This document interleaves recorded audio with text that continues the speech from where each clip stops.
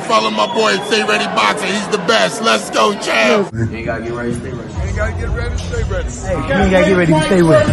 I'm all about business, somewhere in the trenches. Moving weight, I'm on my 24-hour fitness. I don't need a witness, moving with the quickness. Was off the porch when you was on the playground benches. Block bleeding, smoking trees, eyes Chinese. High speed, singing every lick walking by me. I'm sticking to the code like a Siamese. Twin Glocks on me, shoot 'em up like some IVs. Pushing flower, test me and you'll be pushing flowers. Smoking sour.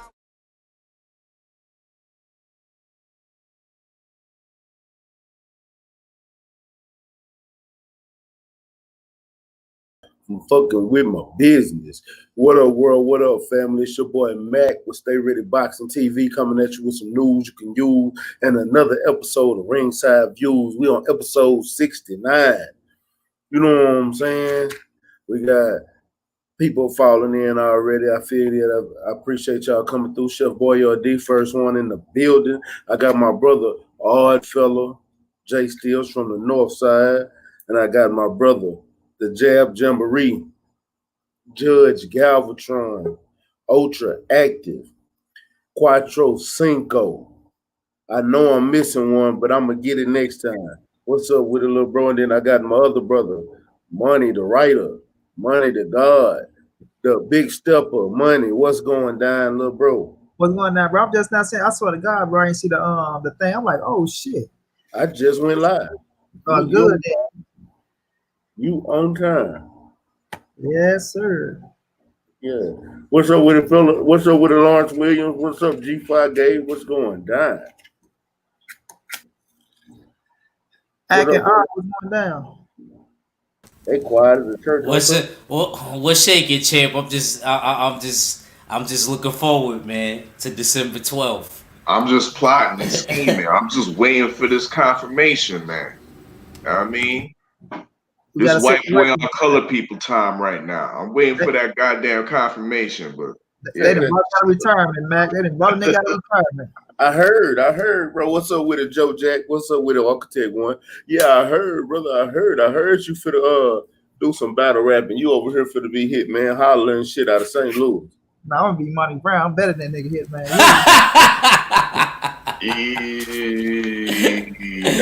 Mac is stupid. But I swear though, Monty, you do sound like him a little bit. That nigga sound like me. I'm like Mac told me I'm a little brother. I'm the big brother to that nigga. You are. Chamber of Truth, December 12th, War Report. We got Money the God, you know what I mean, making his resurgence, coming out of retirement, out of the loop, the show me state. He gonna show us what it do. I gotta hold it down for the USA, man. Yeah, man. Good to see you. Trying to get my rounds. Well, these niggas too. I'm turning shit down so they don't try to flag me. Trying to get my rounds a win and shit. We up 7-0 on Tampa right now. We got the score though. Second and third, man. Take that bitch up, man. Well, since we're here and y'all know what we're here for, let's get started. Let's talk this goddamn boxing. And you know what? I'm gonna start off with this bullshit fight that's going down this weekend, so I ain't gotta talk about this bullshit no more. Just doing it for the people that want to talk about it. Tyson versus Roy Jones. I don't give a damn who go first. Y'all give me y'all little. I don't give a fuck about this geriatric ass fight. Shit, I'm at 100. I don't. Next. Yeah. So give me y'all short answers real quick. Tyson by knockout. That's it. But no, let me say this though. It's cool, man. But I don't really know, man. Like I never really was too amped about this shit or what it is. I know it ain't gonna do nothing but set a trend and fuck up for the real fights that we got going on, because we do got real fights going on at that. We gonna get into that, but I'm not really, you know what I'm saying, too hyped about that shit or really looking forward to that shit. You know, Then it ain't on regular TV. I heard it's on some damn app you got to buy. So, whatever happened. No, it's on regular TV because it's been. I can order it on my AT&T TV right now. You could? Yeah, it's been popping up for the past 3 weeks. Yeah, I ain't buying that shit. But I got I probably won't even stream the shit. It's not even worth my time streaming it. Right, I streamed everything, but that's something I ain't fucking with. I'll see the highlights when they come out on Instagram. Right, I ain't getting caught. Any highlights. I ain't getting caught out of no more money, man. I'm already in a situation, shit. Man, fuck that fight. Real talk. Jay, what's your thoughts on that fight, man? I got Roy, man. I think Roy been in the ring more recently, in a real actual fight. I'm gonna tune into it. I'm gonna pirate it. I ain't buying it. I'm gonna pirate that though. But much love and respect to them for the entertainment, just to keep the boxing going. I don't see. Matter of fact, you say he was in the ring more recently, but shit, that how can I say it? He didn't look good the last time he was in the ring, champ. Yeah, he didn't. He was on that app. He was on that pass. What was it? That UFC. UFC pass. Yeah, I know. My homeboy, O'Shock fought on that same card. Same time. Hey, Tay, what's up with it? KP from KC. What's up? And salute to Tay Brown. Appreciate you coming through, Queen. Matter of fact, the call-in line open about 2, by the way. But I just don't, bro. I don't think Mike Tyson also been able to get back and been able to heal his body too, bro. And you see how much shape that motherfucker done got in, and he's sparring. I don't know. But moving along. We had the Danny Garcia workout today, and I know they was playing, but that shit looked weak as fuck. And I was over here thinking about how could Danny pull this fight out. Like I've been racking my brain trying to figure that out, because I'm telling y'all, Earl looked good, but I've been trying to figure out how can Danny win this fight. And I ain't talking about I can give 2 shits about the car wreck. I'm not bringing up the car wreck. I'm talking strictly stylistically. How can Danny win this fight? I'm gonna start with my brother, Oddfellow.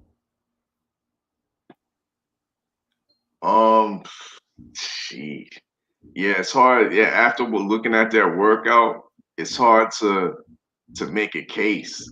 I mean, other than the fact that he looked he was in shape, you know what I mean? He definitely looked good. He looks like he's at the weight limit already. But I heard him get berated by one of his trainers. But I think he was saying you showing them too much. You know what I mean? And from there on, Danny even looked sloppier on the pads and whatnot. So I don't know how much we can take. You know what I mean? Take from seeing this workout, because it wasn't a very entertaining workout to look at, nonetheless. But how does Danny win this fight? In all, like stylistically, he can't win this fight. It all depends. He has a puncher's chance. You know what I mean? In my opinion, he has a puncher's chance, and it all based on how Errol Spence can take the punches after this accident. I know you don't want to talk about the car wreck, but that's the huge variable that, you know what I mean, precedes this fight. Precedes whether Danny Garcia can win. His biggest asset is not only his chin, but his punching power, his ability to deliver his punches and land them. You know what I mean? Now, if he's able to catch Errol Spence, you know what I mean, and stun him and hurt him, then, you know what I mean, that we'll see from there. But that's the major question.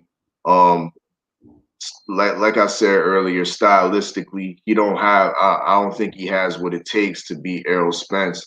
I see more versatility in Errol Spence, even if he's beating one style of Errol Spence. I think Spence can switch it up and do something else.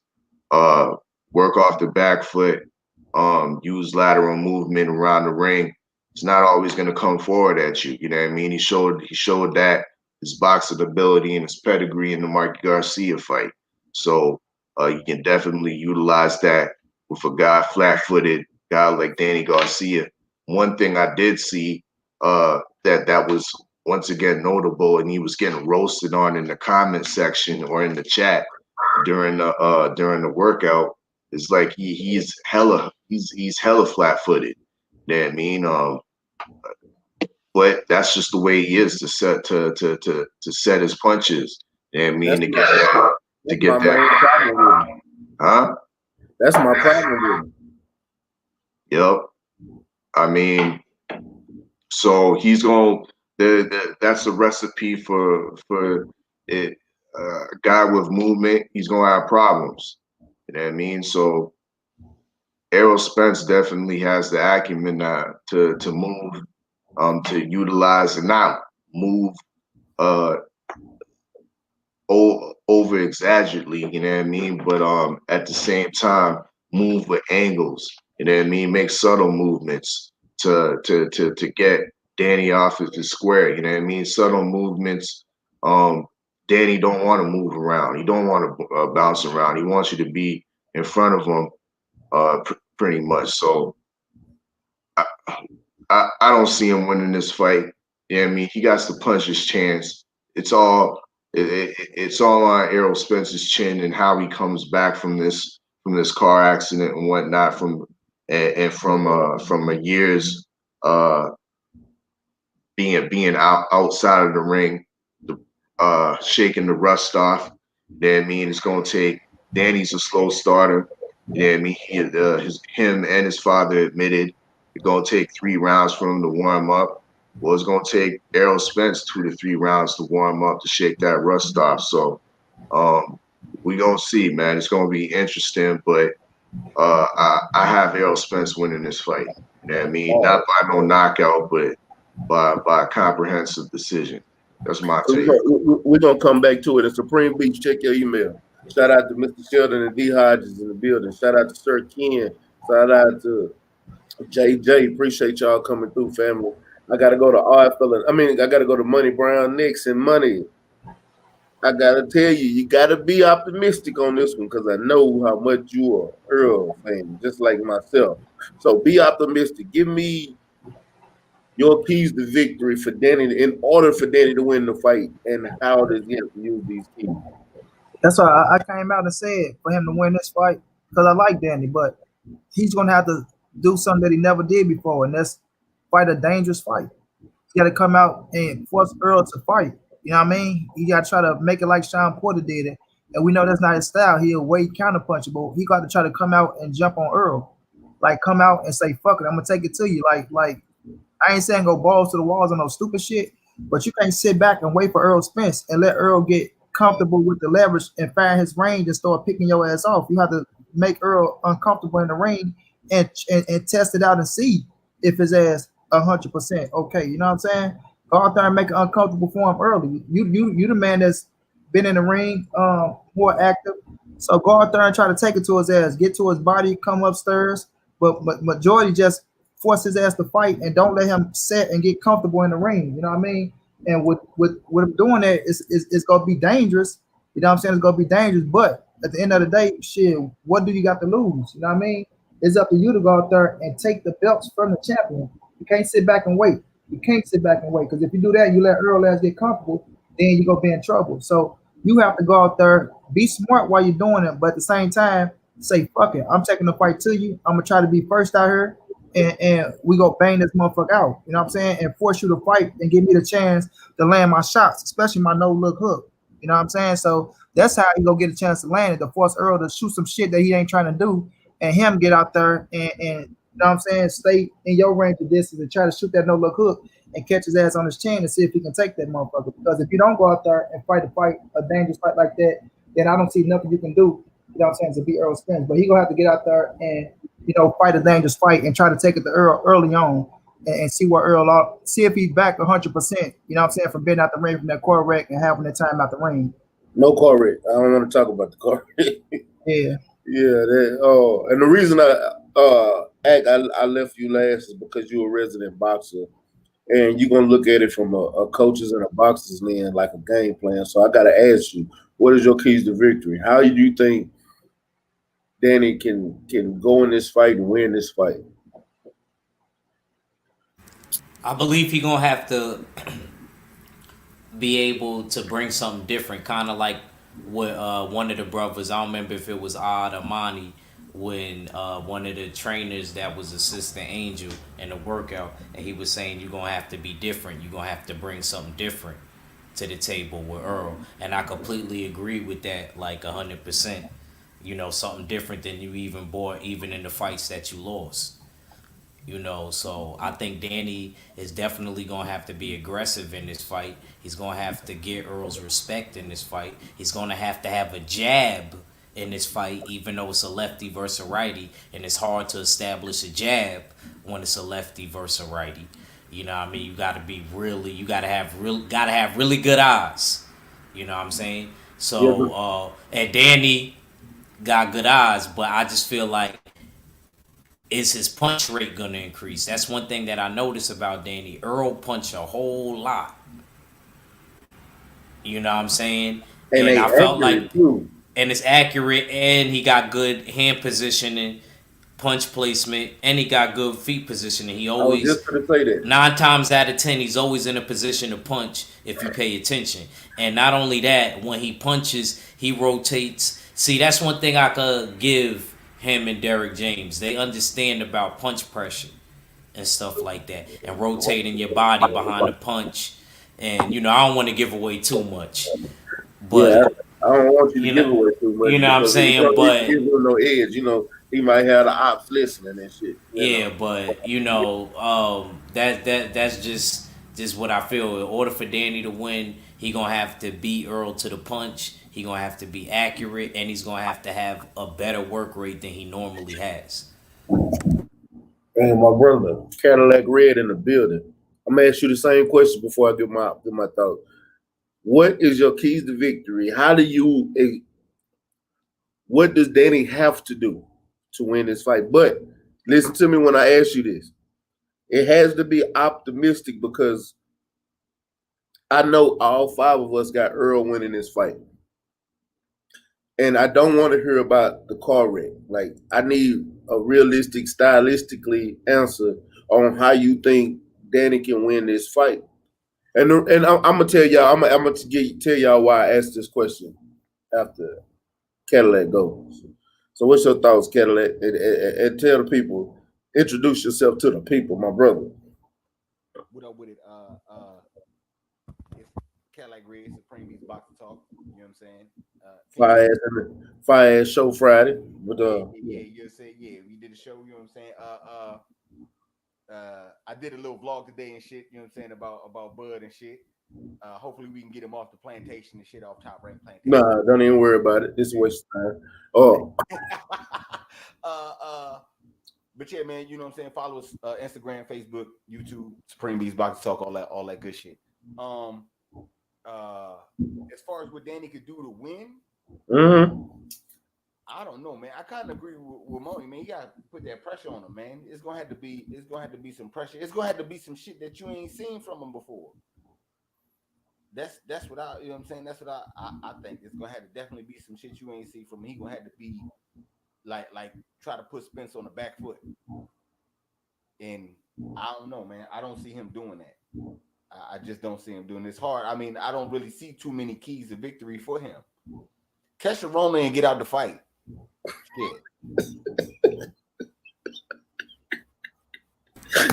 I wanna see what happens, Supreme Beef. And I subbed to your channel. I finally found it, man. I don't know what was going on with the algorithms, but definitely, man, like what you're doing. But Mr. De Niro said Danny gotta call Mike and ask him what he thought he saw. Oh, damn. Y'all killing me tonight. All right. So the reason I asked this question, bro, is because as much as we are fans of a fighter, I just want to see some optimism, especially from us because you hear everybody that new people that come to our channels, especially each one of us, and I want them to see that we actually can think outside the box and talk and actually look at it from an analytic standpoint because we're not just going to say I picked this fighter for this reason and this reason and this reason. Danny's a great fighter. He was one of my favorite fighters at one point. Like, no lie. I love Danny. In order for Danny to win this fight, for one, he's going to have to not be afraid to get hit. I know it's hard to say that, but when Earl come in, he is going to go for the body. He's going to try to break Danny down. He's going to have to not be afraid, shell up and actually attack. So when Earl punches, you're going to punch back. Make Earl step back and get up off of you so you can try to box and counter. Because going inside, you're going to lose that match all day. It's no way Danny can beat Earl at his game. Earl is an inside fighter. Danny is not. Danny is a counter puncher. Danny also, they're both pressure fighters because I know Danny can pressure. I've seen him do pressure. But I don't see him he's going to have to try to make Earl fight on his back foot. I don't see it happening, but he's going to have to either try to make Earl fight on his back foot or he's going to have to try to make Earl fight from outside. That is the only way he's going to be able to win this fight because I see he's going to have to try to counter and catch Earl. He's not going to win on points and round, especially if we get into a dog fight. If we get into a dog fight, I don't see Danny throwing enough punches to affect Earl in that way. So he's going to have to outthink and outsmart Earl in that ring. He's going to have to stay in the center of the ring. He can't get on the ropes. If he get on the ropes, he's going to lose. That's just period. And I don't want to see Earl get on the ropes either, though. Because I still get images when Sean Porter had him on the ropes. But he's not going to be able to he's not going to be able to fight on the ropes because it's going to hurt him in the long run.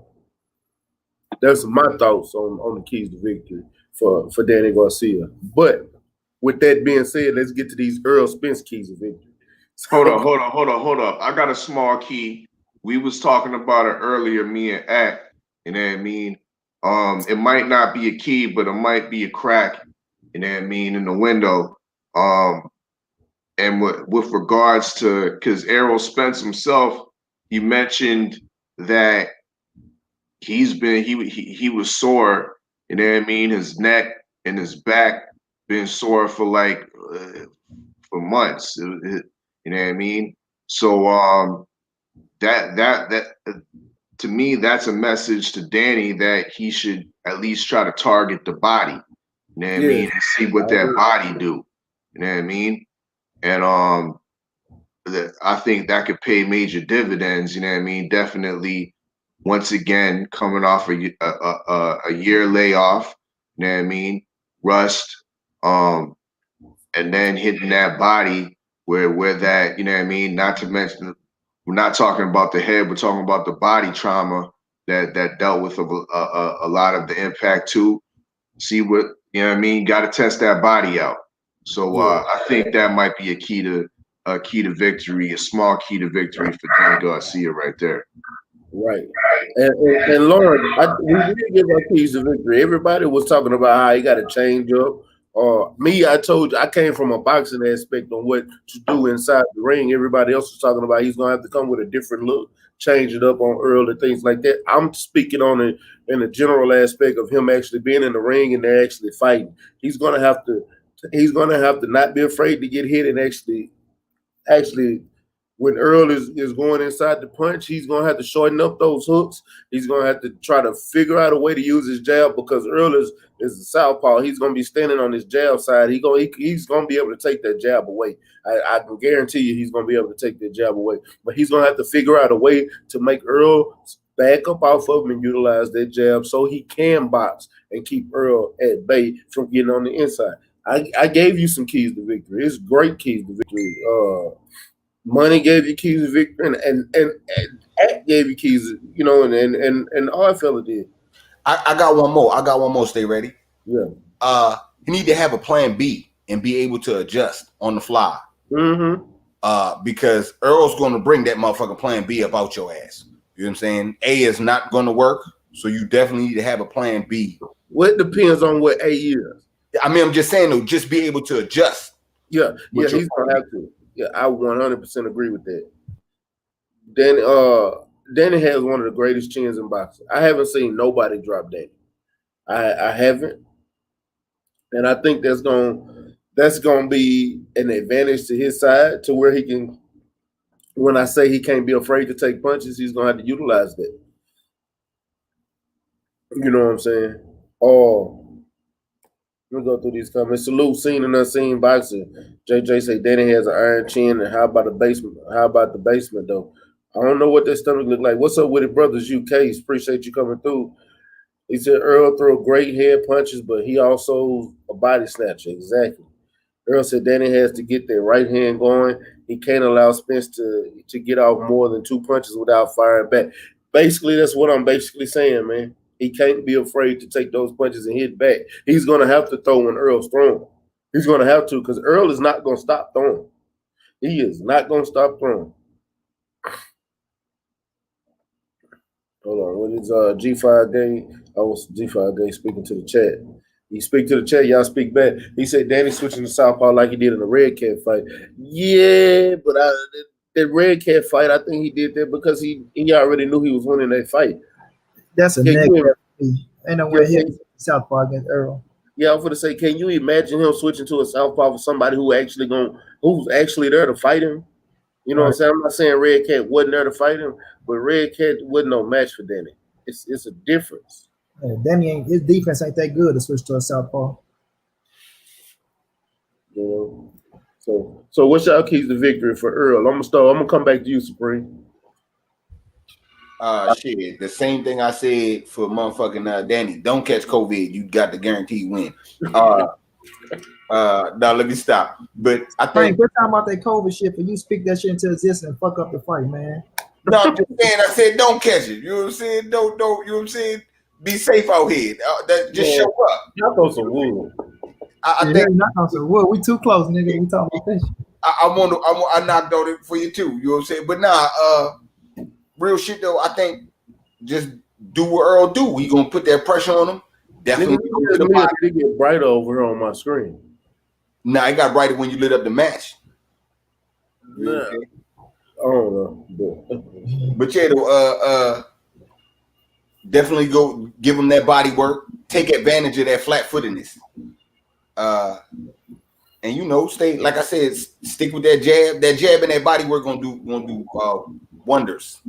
Right. And that's what I got. You know what I'm saying? That's what I got right now. Money, what about you? Coming out, establishing his range and distance, right? Getting that jab out there on Danny, getting his pace going. Earl fight at a certain pace. As long as Earl is in his pace to where he getting off, because Earl landed the most power shots in boxing. He got the most power shots landed in the percentage. And I think he like number 2 in punches thrown or some shit like that for us welterweight. So as long as he can fight at that Earl Spence pace, dog, and force Danny Garcia to try to do shit that he's not used to doing, keep his range and distance, working his jab, it's gonna be the same Earl Spence. Get into the body and just being smart, using this IQ instead of just fighting. I think that's gonna really be the key. But the most key is his range and distance and establishing his jab to set up everything else. And as long as he get that pace going, I see him at that pace that I know he like to fight at, and see him getting stronger as the fight goes on. I think that will be the keys to victory: his pace, his jab, and his range and distance. Okay. Ag reaching 45. The resident fighter. Can't wait to see you in that ring, champ. What you got? For what? As far as what? We still Earl on Danny and Earl Spence. Earl Spensky. Yep. Oh well, like I said, Earl just do what he do best. You know what I mean? Keep the jab flowing. You know what I mean? Keep them punches coming, in combination, keep him flowing, you know what I mean? Tire him out like he usually does. He could possibly get the stoppage. I don't think Man, he will. I don't think he will, but I think the possibility is there. The only thing I worry about, even with Earl, is just because like how we're really gonna feel after the accident with them 8-ounce gloves, and Danny is cracking. But other than that, I just don't think that I just think Earl's work rate, his jab, the punch placement, what I mean, the head and body attack. What I mean? I just think it's gonna be too much for him. And I think, eventually, what I mean, he's just gonna get overwhelmed all the way up until the end of the fight. And I think it's gonna be a unanimous decision. I believe Danny gonna try to fight hard, in the moments of the fight that he tried to come on, but I just don't think that he's gonna keep up a high enough work rate to keep up with Earl. okay. All right, fella. What's your thought? Hey, can I make one point before you go? Listen, we got to get Earl a better observation of his chin, because Earl chin is undefeated against some hard ass concrete. His face was swollen, but his jaw wasn't broken or nothing like that. So we got to, what I'm saying? People stay saying how his chin gonna hold up. Anybody else probably would have had a broken jawbone or anything. He just knocked out his teeth. So I think that nigga jaw is a motherfucking made to earn. We need to get that nigga more credit for that damn jaw he got. Yeah. I can't even knock you on that one. Right. Yeah, that's true. Yeah. Man, that shit ain't tough, man. It's just Texas tough. That's all that is. Dude, say that's a regular Texas chin, if you ask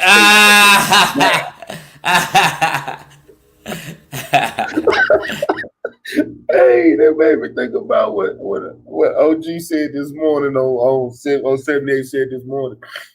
We in the chat 78 talking about all these motherfuckers just don't like Earl Spence because the way Texas boys got on YouTube and be riding with them. Motherfuckers don't like how we talk. They say we talk too much shit. I said, and I'm going to continue to talk shit, goddamn. Oh man, my boy says them Texas chins. Hey, I can't help it. I ain't never been knocked out. Tell us, Earl got a regular Texas chin, nigga. That shit ain't tough. It's tough to everybody in the other states. You ain't lying. It ain't too many Texas fighters that got knocked out like that. Yo, you right. We got some solid ass brick wall chins down here, like. Okay. But is Errol's body Texas tough? Shit. That's why I think he needs to be cautious in the early parts of the fight.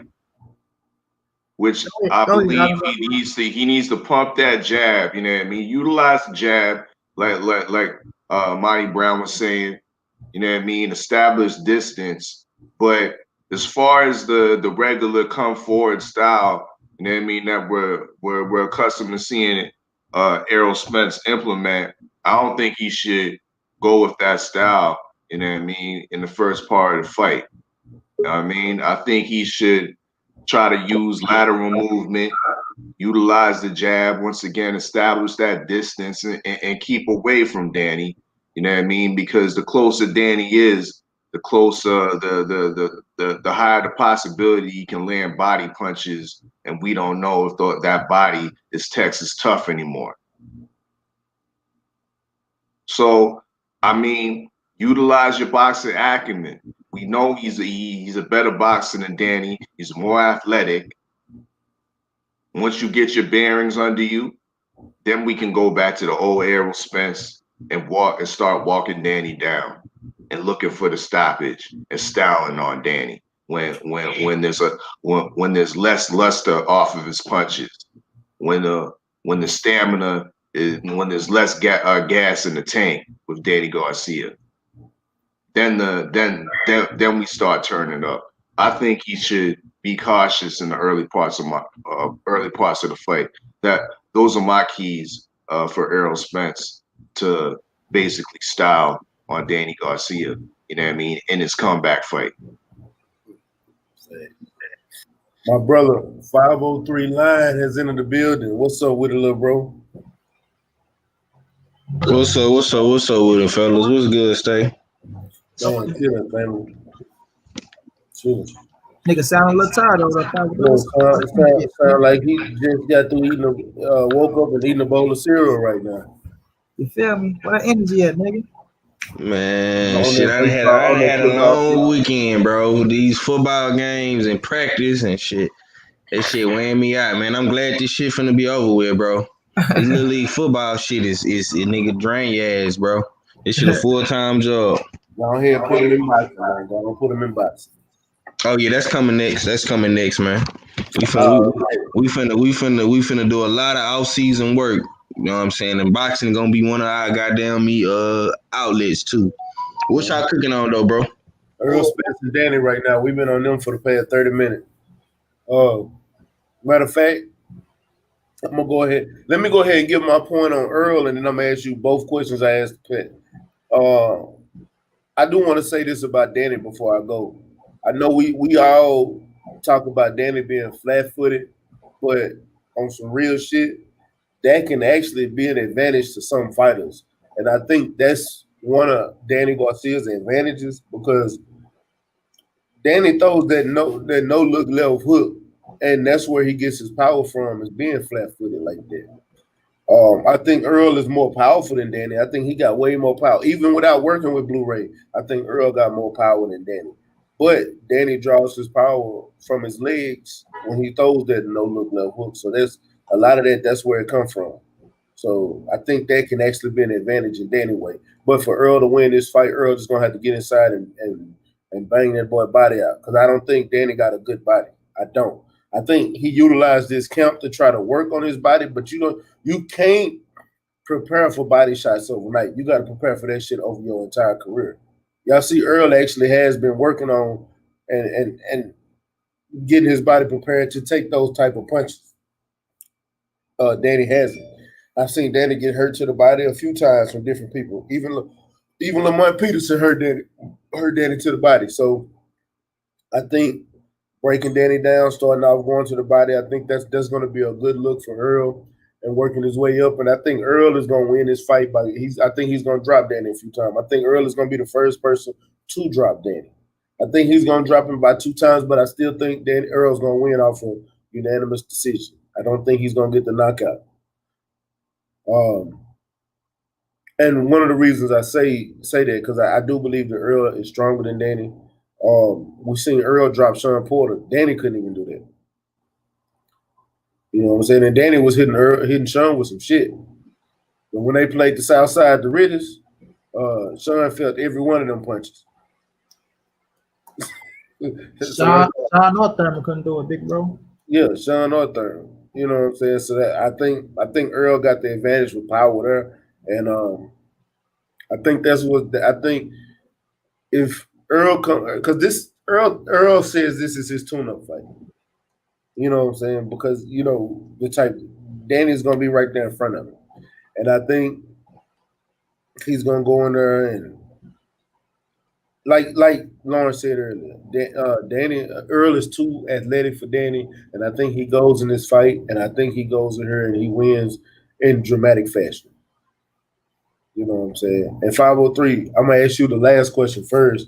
What do you think is Earl keys to victory to win this match? Shit, Earl gotta come in, man. Stay poised, like I say, man. Don't get too excited. Don't make this a slugfest early, man. Because I think that's what Danny and them banking on. They think that you're gonna fight how you fought Sean Porter. And I don't think that'll be the perfect style early on because Danny gonna come out real hot, you know what I'm saying, in them first couple of rounds. You know what I'm saying? He gonna have a lot of energy. He gonna have he gonna be banking on the counter punch. He gonna be trying to throw that left hook, that right hand. You know what I'm saying? So I think Earl should just come out poised, throwing the jab, setting up the body punches, you know what I'm saying, and giving whatever Danny give you. You know what I'm saying? Get whatever Danny give you. Like this fight, bro, is gonna be won in the second half. You know what I'm saying? Because for one, Danny started off slow too, just like Bud. But the difference between Danny and Bud is Bud actually adjusts and start throwing punches. Danny kind of sit back and wait for you to throw punches to counter you. You know what I'm saying? So I think if Earl just keep that jab in his face, man, use the lateral movement, move around the ring. You know what I'm saying? Get some rounds underneath your belt. Don't rush it. Cause this, to me, bro, this fight ain't really even about Danny. It's about us seeing is Earl gonna be the same guy. You know what I'm saying? Nigga stay really stupid. What? Oh. Hey, That's what I didn't say that. That was LBZ, dog. I ain't do that. Yeah. Anyways, man, we laughing at an inside joke, y'all. But anyways, to me, man, this is what this fight is about, though. On the cool, though. Everybody want to see what Earl Spence do. Earl Spence still got it. This people not really tuning into this fight to see Danny.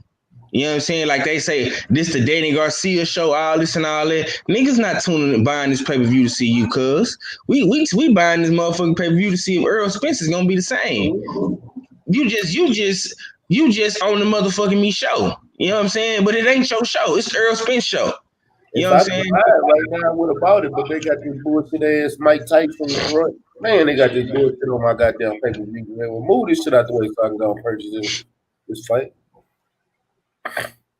Yeah, man. You know what I'm saying? The keys to victory for Earl, man, is to stay patient, man. Stay behind that jab. Go to the body. Watch out for the left hook. You know what I'm saying? Don't box straight in the line. You know what I'm saying? Don't come straight down the line, because that right hand gonna be right there for you to get countered. You know what I'm saying? And you can box in this fight, bro, because Danny is banking on you to brawl. That's what he banking on. You know what I'm saying? You could box the same way you box against goddamn me Lamont, Kell Brook, and goddamn me Mikey. You could box, bro. You're gonna have to box. You can't bang with Danny Garcia in especially in the first 6 rounds. You know what I'm saying? You're gonna have to drown Danny. Take him to deep waters and drown him. You know what I'm saying? That's what you're gonna have to do, man. That's what I'm banking on. I don't see this fight. I don't see nobody getting knocked out in this fight. I think Danny ain't gonna bring enough pressure to even stop Earl or hurt him. You know what I'm saying? He gonna. I never seen Danny Garcia just come forward and press a fighter and stop them. I never seen that. You know what I'm saying? I mean, Adrian Granados was kind of sitting back in the pocket with that fight. To me, he did it to Pollard. You know what I'm saying? He did it. He beat the shit out of Pollard. Yeah, man, but like I say, he was sitting back in the pocket, bro. He wasn't like just pressing the action coming forward. But see, that goes back to what I was saying earlier. Because you wasn't here yet. I said Danny can't be scared to get hit by Earl so he can throw his punches, because that's gonna be what has him if he gonna push forward or push back. If he starts shelling up and worried about getting hit, it's gonna be a long night for that. And if you even saw that when he fought Sean Porter at the beginning of that Sean Porter fight, Danny was getting hit and he was shelling up. He was worried about getting hit. He didn't come alive to the second half of that fight. That's why everybody still think Danny, it was a close fight. There wasn't no close fight. Sean Porter was beating the shit out of Danny for the first few rounds. Danny just came alive in the second half of that fight. Sean Porter beat the shit out of Danny. I disagree on that one, man. I ain't saying he beat the shit. I scored that fight. I scored that fight 8-4, bro. Me personally, that's what I scored. I feel you. Huh? I said I feel you on that. And that's me watching it. And I seen Sean Porter being more active. Now I'm not gonna lie, Danny did land the cleaner shots, but I'm not gonna take nothing away from the shots that Sean Porter landed. Just because you landed the cleaner shots don't mean you landed more shots or you know what I'm saying. Sean landed a bunch of shots in that fight. Sean was being an aggressor. Sean was landing punches. Sean was pushing them back. Danny's defense wasn't there, so they both was getting hit. And to me, it looked like Sean Porter was the workhorse. That's why I gave him that fight. And I scored it the way I scored it.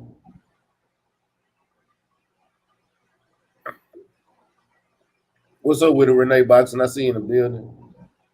Tay laughing at me. Lawrence Williams. Oh, yeah, Lawrence talking about low blows. That's a good point, Lawrence. I ain't gonna lie to you. That is a good point. But I'm gonna say this, Lawrence.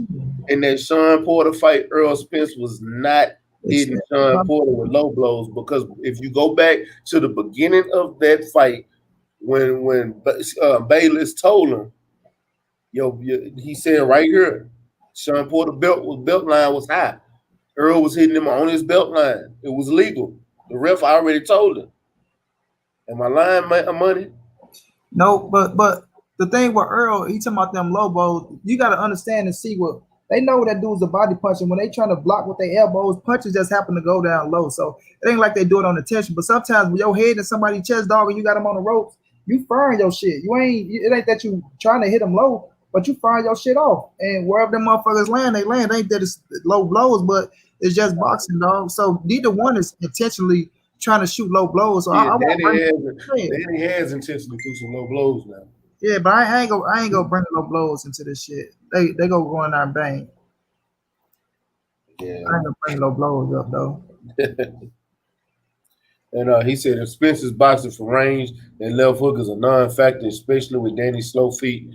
Unless Danny switched to southpaw in exchange. I just don't see Danny switching to no southpaw against Earl. I think that if Danny switched to southpaw, he's gonna get knocked out. And Tay said that's true. Danny is not a brawler. If Danny don't get hurt, it's because he ran. Danny don't run last time I checked. He don't. 503. So I'm gonna ask you this: take away the car wreck. Take away what we think about Earl Spence as a fighter, and come at it from an optimistic view. How does Danny Garcia win this fight? Give me his keys to victory. It's listen, man. The way Danny wins this fight is he has to set Earl up. He has to bait Earl into a slugfest. He has to either get Earl into a slugfest, or he has to get Earl punching. He has to catch Earl while he's punching. You know what I'm saying? He has to punch while Earl punch. You know what I'm saying? He has him just standing around, sitting there, you know what I'm saying, throwing little pity pat punches and shit. That shit ain't gonna work against Earl, man. You know what I'm saying? You're gonna have to throw multiple punches. You're gonna have to use your jab. You know what I'm saying? You're gonna have to get your 6 toes and move them hoes. You know what I'm saying? You gotta move, bro. You can't just sit there against a nigga like Earl Spence Jr. because he can pick you apart all night. You know what I'm saying? With just simple, 3-punch, 2-punch combinations, you know what I'm saying, going up and down on you. So what Danny gonna have to do is, in the midst of Earl Spence setting up his shots and going to the body and stuff, like when Earl dipping down, going to the body, he gonna have to try to come up top or try to catch him while he dipping down. You know what I'm saying? He gonna have to try to use his counter punching ability to bait Earl into, you know what I'm saying, to like basically if Earl is punching, he needs to be punching right with Earl, bro. You know what I'm saying? Now, I'm not saying that that's gonna work all night long, because it might don't work all night long, but he gonna have to do that because I think Earl is coming into this fight looking to prove something. So I think he's gonna be trying to throw a lot of punches. You know what I'm saying? Now, in the midst of him throwing a lot of punches, Danny needs to throw a lot of punches with him. You gotta punch. You have to punch with EJ. You know what I'm saying? And that's why Sean Porter has so much success against. Even though Sean EJ fought his fight, Sean still had a lot of success because he never stopped throwing punches. You know what I'm saying? Even you go back and look at Kell Brook. Kell Brook was having success in the beginning of that fight because he was setting Earl up with the 1-2. You know what I'm saying? He never stopped throwing punches until the second half of the fight when he just, he got drained. You know what I'm saying? The body, the eye socket got broken. He just got broke down. But you know what I'm saying? Them first little couple rounds, Kell had success. Why? Because he threw punches. You know what I'm saying? Earl got okay defense. You know what I'm saying? But he's very hittable. You know what I'm saying? Now you ain't just finna catch him with no power punch or nothing like that. But you can hit him. You know what I'm saying? So Danny gonna have to come up in there and try to figure out a way to hit him. I think he gonna have to use his jab, dog. And that's one thing that Danny don't like to do. Danny like to throw power shots. You know what I'm saying? So if he don't use his jab to try to set Earl up with something, you know what I'm saying? It's gonna be a long night for him, bro, because them power shots Earl is gonna block and parry. You know what I'm saying? But if you coming in with the jab, the 1-2, you know what I'm saying? You might can land the right hand, or you might can land the left hook. But if you just coming in swinging to the fences, throwing the left hook right hand, Earl gonna see that shit and he gonna block that shit. You know what I'm saying? Or he gonna move out the way. Because you got to understand, Earl is the bigger, longer fighter in this fight. So I want to see, my main thing from Danny I want to see, bro, is how many punches he throwing around and what type of punches he gonna throw. Is he gonna throw the jab? Is he gonna try to work off the jab, or is he gonna come in there straight left hook, right hand? You know what I'm saying? And then that trash ass workout he put on today, bro. I'm not convinced, my nigga. I'm just gonna keep it real with you. That's all I got, man. Hey, everybody on the panel, man. Fuck it. We just talking now. That bullshit ass workout, man. What the fuck was Angel doing with them goddamn pads? Hey, did y'all see when Danny told Angel to relax? No, you relax. Tell me to relax. Nah. Did y'all watch that little documentary thing they did? What was an omen to me? You know, I got an omen for every fight. I thought it was crazy how his daughter said, "I'm scared for you to get knocked out this fight." That shit bugged me. I said, kids don't normally say that. Deontay Wilder's kids used to expect him to knock, everybody out. They would never talk to him like that. They'd be like, "What happened to Bermain, Dad?" You know what I mean? And all the motherfuckers that he knocked out.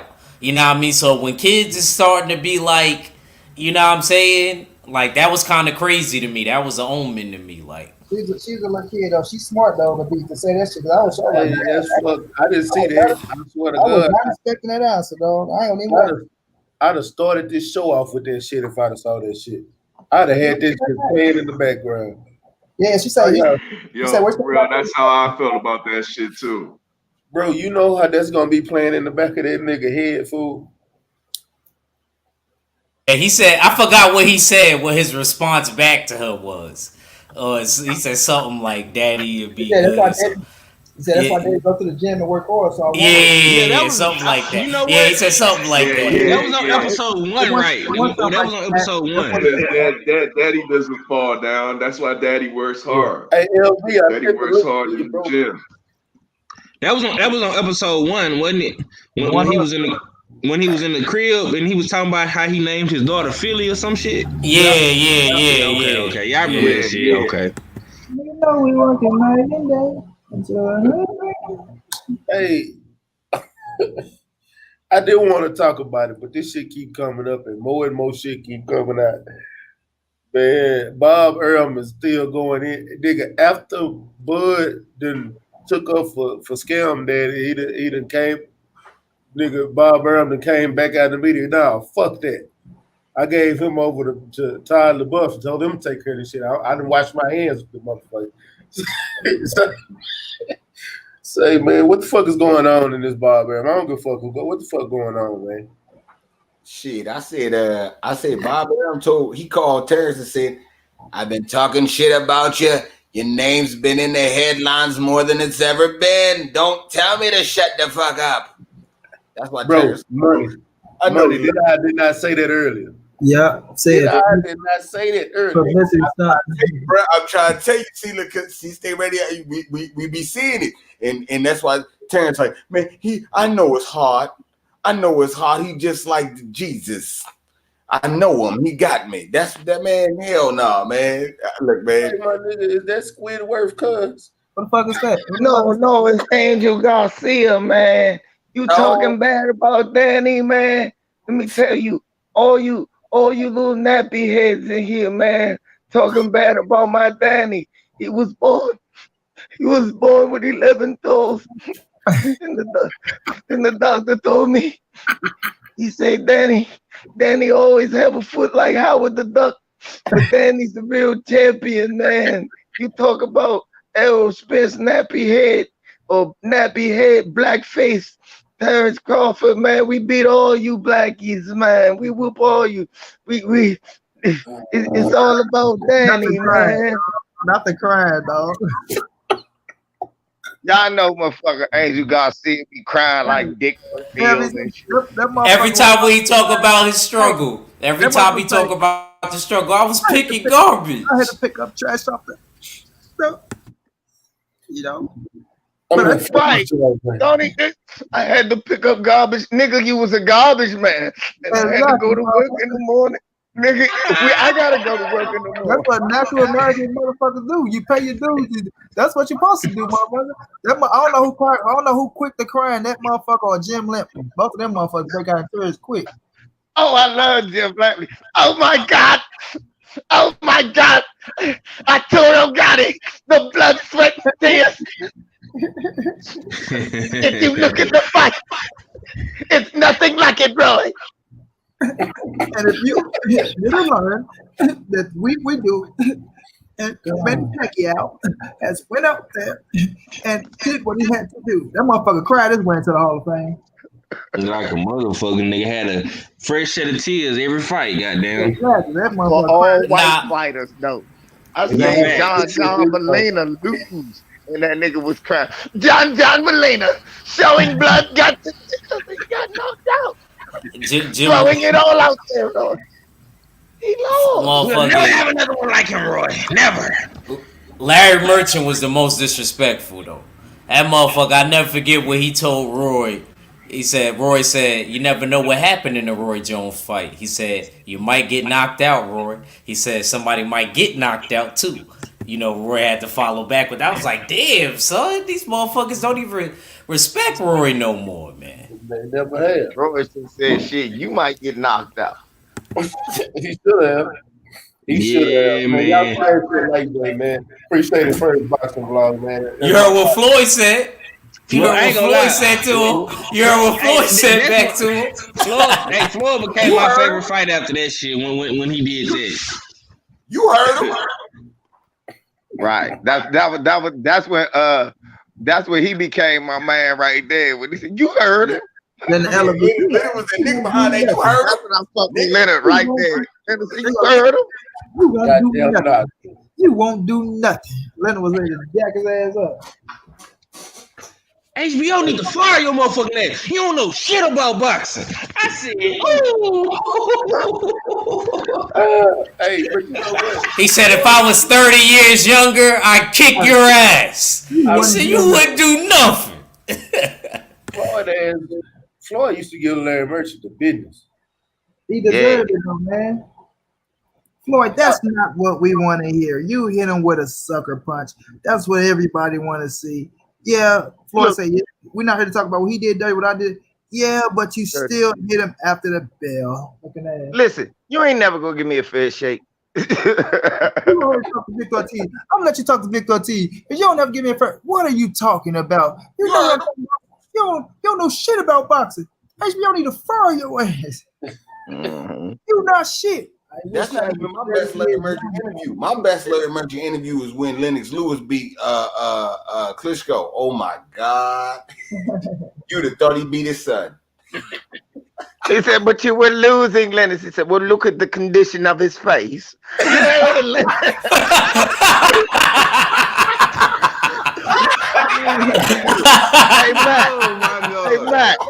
Matt, I'm about to say, I I never. Hey, look, it's funny you bring that up. I can remember that shit like it was yesterday. I was playing Fight Night 4, beating the shit out Clisco with Lennox. I said, Lennox he said, Lennox, it looked like he had you in trouble. You were clearly, well, you could clearly see I won the fight. Look at the condition of his face. I said, yeah, Lennox, I fucked that motherfucker up. I still look like Lennox.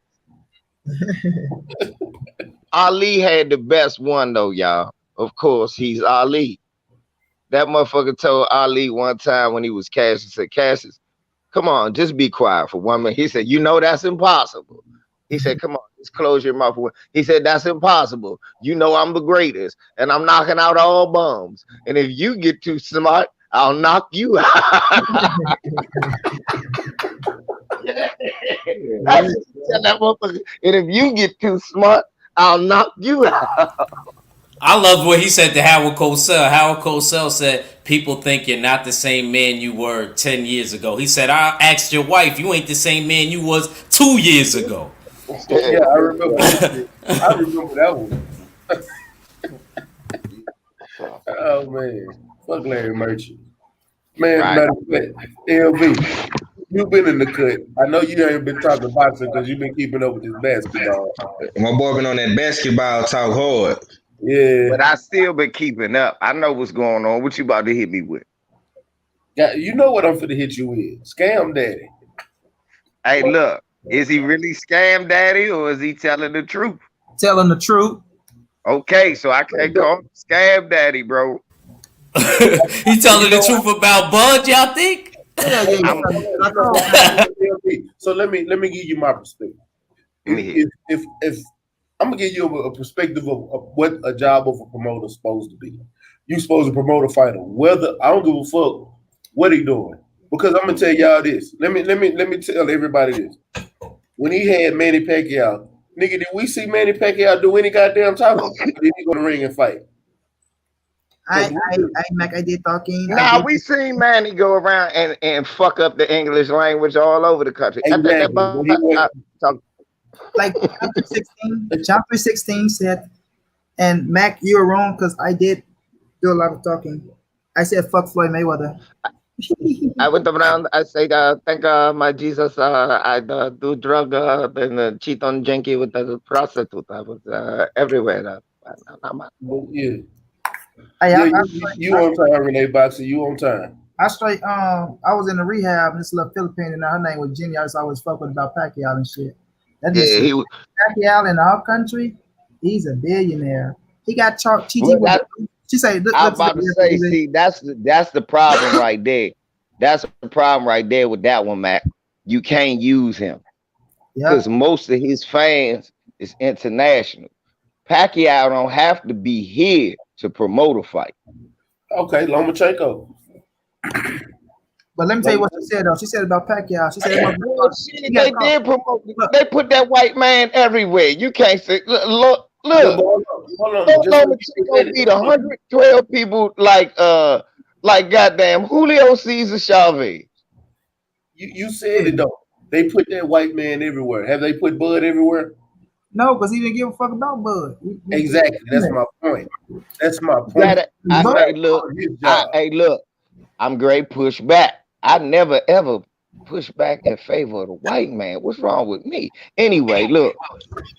Yeah, hold on. You on that Peckerwood? You smoking that Peckerwood tonight, man? What's going on, man? Look, nah. He took off the Peckerwood Punisher moniker for the night. I can't believe. Look.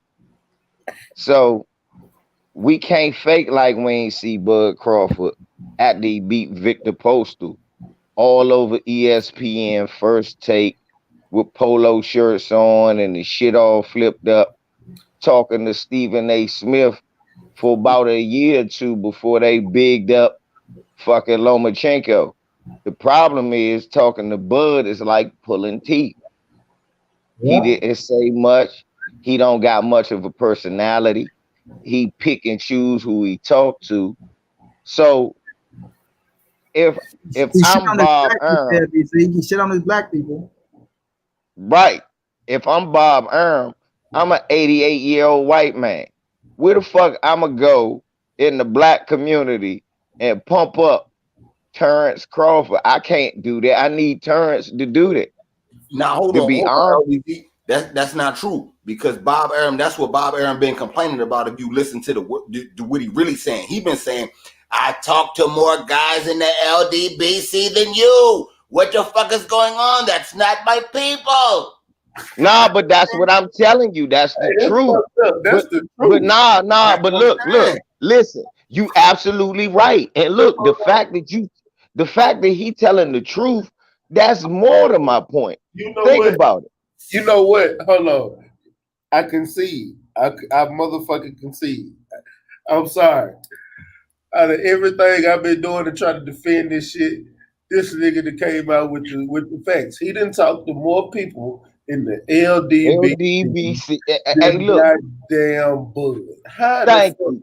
Thank you, Brody. I'm glad you. That was the funniest joke I'd ever heard right now in this shit. And it's the fucking truth. That's why it's so funny. He done talked to more LDBC members than you have on your behalf. You gotta help me. And then let's think about it. If you keep it 100, Bob, even this week, this was fucking me up. I'm looking at 503 videos, Mac video. I'm looking in the text and looking at our text message to find out what Bud was doing and what Bob said. And I was like, hold on, this don't make sense. Last week y'all was right next to each other and you was telling the man how you think he better than all of these other fighters. And Bob been talking shit about how Crawford could beat Spence, but I guess he trying to hype the fight up and get other fighters in there. Bud don't want to do that. He told him he had the Pacquiao fight lined up.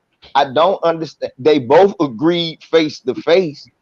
You know, we just saw that on TV where he said that about the Pacquiao fight. If he was lying, Bud should have said right then and there, well, no, we ain't had that set up, but they did. Bud said he only want to fight them 3 people. Well, I mean, look, BFT being them right. He said he ain't want no smoke with Terrence with Sean Porter. He ducking Sean Porter. They won't even mention him. They won't. They won't. And is it my mind with that shit, bro? I'm right, bro? And if I'm Bob Arum, I'm an 88-year-old white man. I can't keep sitting down talking to all these young niggas from the LDBC about what you gonna do, and you don't want to really do nothing. Thanks. And when I do go talk to them, they saying fuck Bud because Bud said fuck them. Shit. Oh, I'm just over here, bro. I'm over here and like, nigga, goddamn, nigga, bro. I was arguing. I was arguing with Money and KT earlier today about this specific topic, bro. And I told y'all I wasn't gonna take up for Bud no more, but I was taking up for Bud again. Like I can't help myself because I like the motherfucker. I can't help myself, but I did it anyway. I'm sitting here taking because I'm like Bob Arum should be promoting more, but nigga, Bob Arum have been on LDBC channels. Bob Arum is over here on YouTube channels. Where the fuck is Bud? Nah, Bud ain't. I done seen Bob Arum on Ellie's Setback. I ain't even seen Bud on Ellie's channel. In all fairness, to Bud, though, you know what I'm saying, on some real shit. Just like how we say, motherfucker, you signed a contract to this nigga if he gonna jerk you around and give you bullshit fights, so he put you last place on everything. You sign that deal, that's what you got to deal with. I got to hold Bob to the same fire. Motherfucker, you signed this nigga. You knew he ain't talk to motherfuckers when you signed him. You better promote that shit. I don't want to hear none of that shit. Don't tell me. Hey, but hold on, Cadillac. Hold on, no. Don't buy Reggie and then say, man, that's fucked up. You gave me some Reggie pack. Nigga, you knew it was Reggie when you signed that shit. You know what I'm saying? He wasn't out here talking to a bunch of motherfuckers before you signed him. He was quiet and all that shit then. And you still signed this nigga. You know what I'm saying? So you better hype that shit up like you do every motherfucking thing else. Don't give me that bullshit like I can't do it. Nah, nigga, you already got the pack. Move it. But nah, Caddy, that's what they saying. Nah, about it. bro. He saw the numbers, and he saw the numbers, and you don't want the product no more. That's what it is. Right, I'm about to say, Caddy. He did try to push it, Caddy. He tried to push it with us. He tried to say, "Hey, look, man, here go that raw. I got it right here." He look, 88-year-old white man sat there with Town Big. He know we don't fuck with him. You think he ain't heard Scam Daddy from us before? He still Caddy sat there, including Town. Town right? But that's the type of shit Bob that they than anybody. Hey, but nah, you know, since you use the weave thing, Cadillac, you know when a nigga get the cookie pack and he reseal that bitch back up and he say, "Hey man, I got them cookies, man." You know it ain't the real cookies from LA. Nah. You know what I'm saying? But this is what Bob has been doing to us, bro. He has been trying to sell us this fake cookie pack. You know what I'm saying? And he been trying to pump that shit through the whole motherfucking me boxing community. He know it ain't the real deal, but he still been trying to sell it to us, bro. Bob can only do so much, bro. Like LV say, he 88 years old, my nigga. What more do you want this nigga to do, bro? And not to mention Bob, hold on. Bomac be out here, shucking and jiving and cutting the jig just like motherfucking Bob do. Big facts. He pull up on Trill. He pull up on Money and Stay Ready and Keon. You know what I'm saying? He on the internet arguing with niggas. Yeah, you know what I'm saying? You knew he was right when you signed the nigga though. You know what I'm saying? Now it's the same shit we saying with Bud. You know what I'm saying? If you resign to this nigga. And after he on all this bullshit, you a fucking fool. Then I'm gonna say the same shit with motherfucking Bob. If you feel like he losing, you know what I'm saying? You losing for fucking with him, then don't resign him. Don't give me. I'm gonna hold both of you niggas to the same standard. I'm not gonna turn the blind out of that bullshit. Nah, white boy. Nah, I feel okay. Well, Caddy, if that's where you come on from with it, I respect that. Where you trying to say let me see if I get your understanding right. What you saying is your problem with Bob is. Don't complain that you lost money, motherfucker, because you did hurry up and resign. Exactly. My shit is he wasn't in the public eye from off jump. You know what I'm saying? Bud was never that type of let me talk to the media type of dude. And you still sign this nigga. So don't fucking sign the nigga and then get mad to me. I can't, but it's not. Nah, nigga, you knew what it was when you bought the shit. No one got over on you on some type of shit. But see, I think the point he was I feel what you're saying, but in the next sentence, he says, because I was trying to make these fights. And what he trying to say, think about it though, Caddy. The reason Earl Spence can go motherfucker pay-per-view with Danny Garcia and we know he gonna win. Because he took all the tough fights right now. Nah, I disagree with that. I disagree with that. Well, let me say this. Okay. Earl get them tough fights because it ain't no fucking white boy in the mix fucking shit up. Yeah, that's the thing though. But this is the thing too though. You can't knock Earl for what he's doing.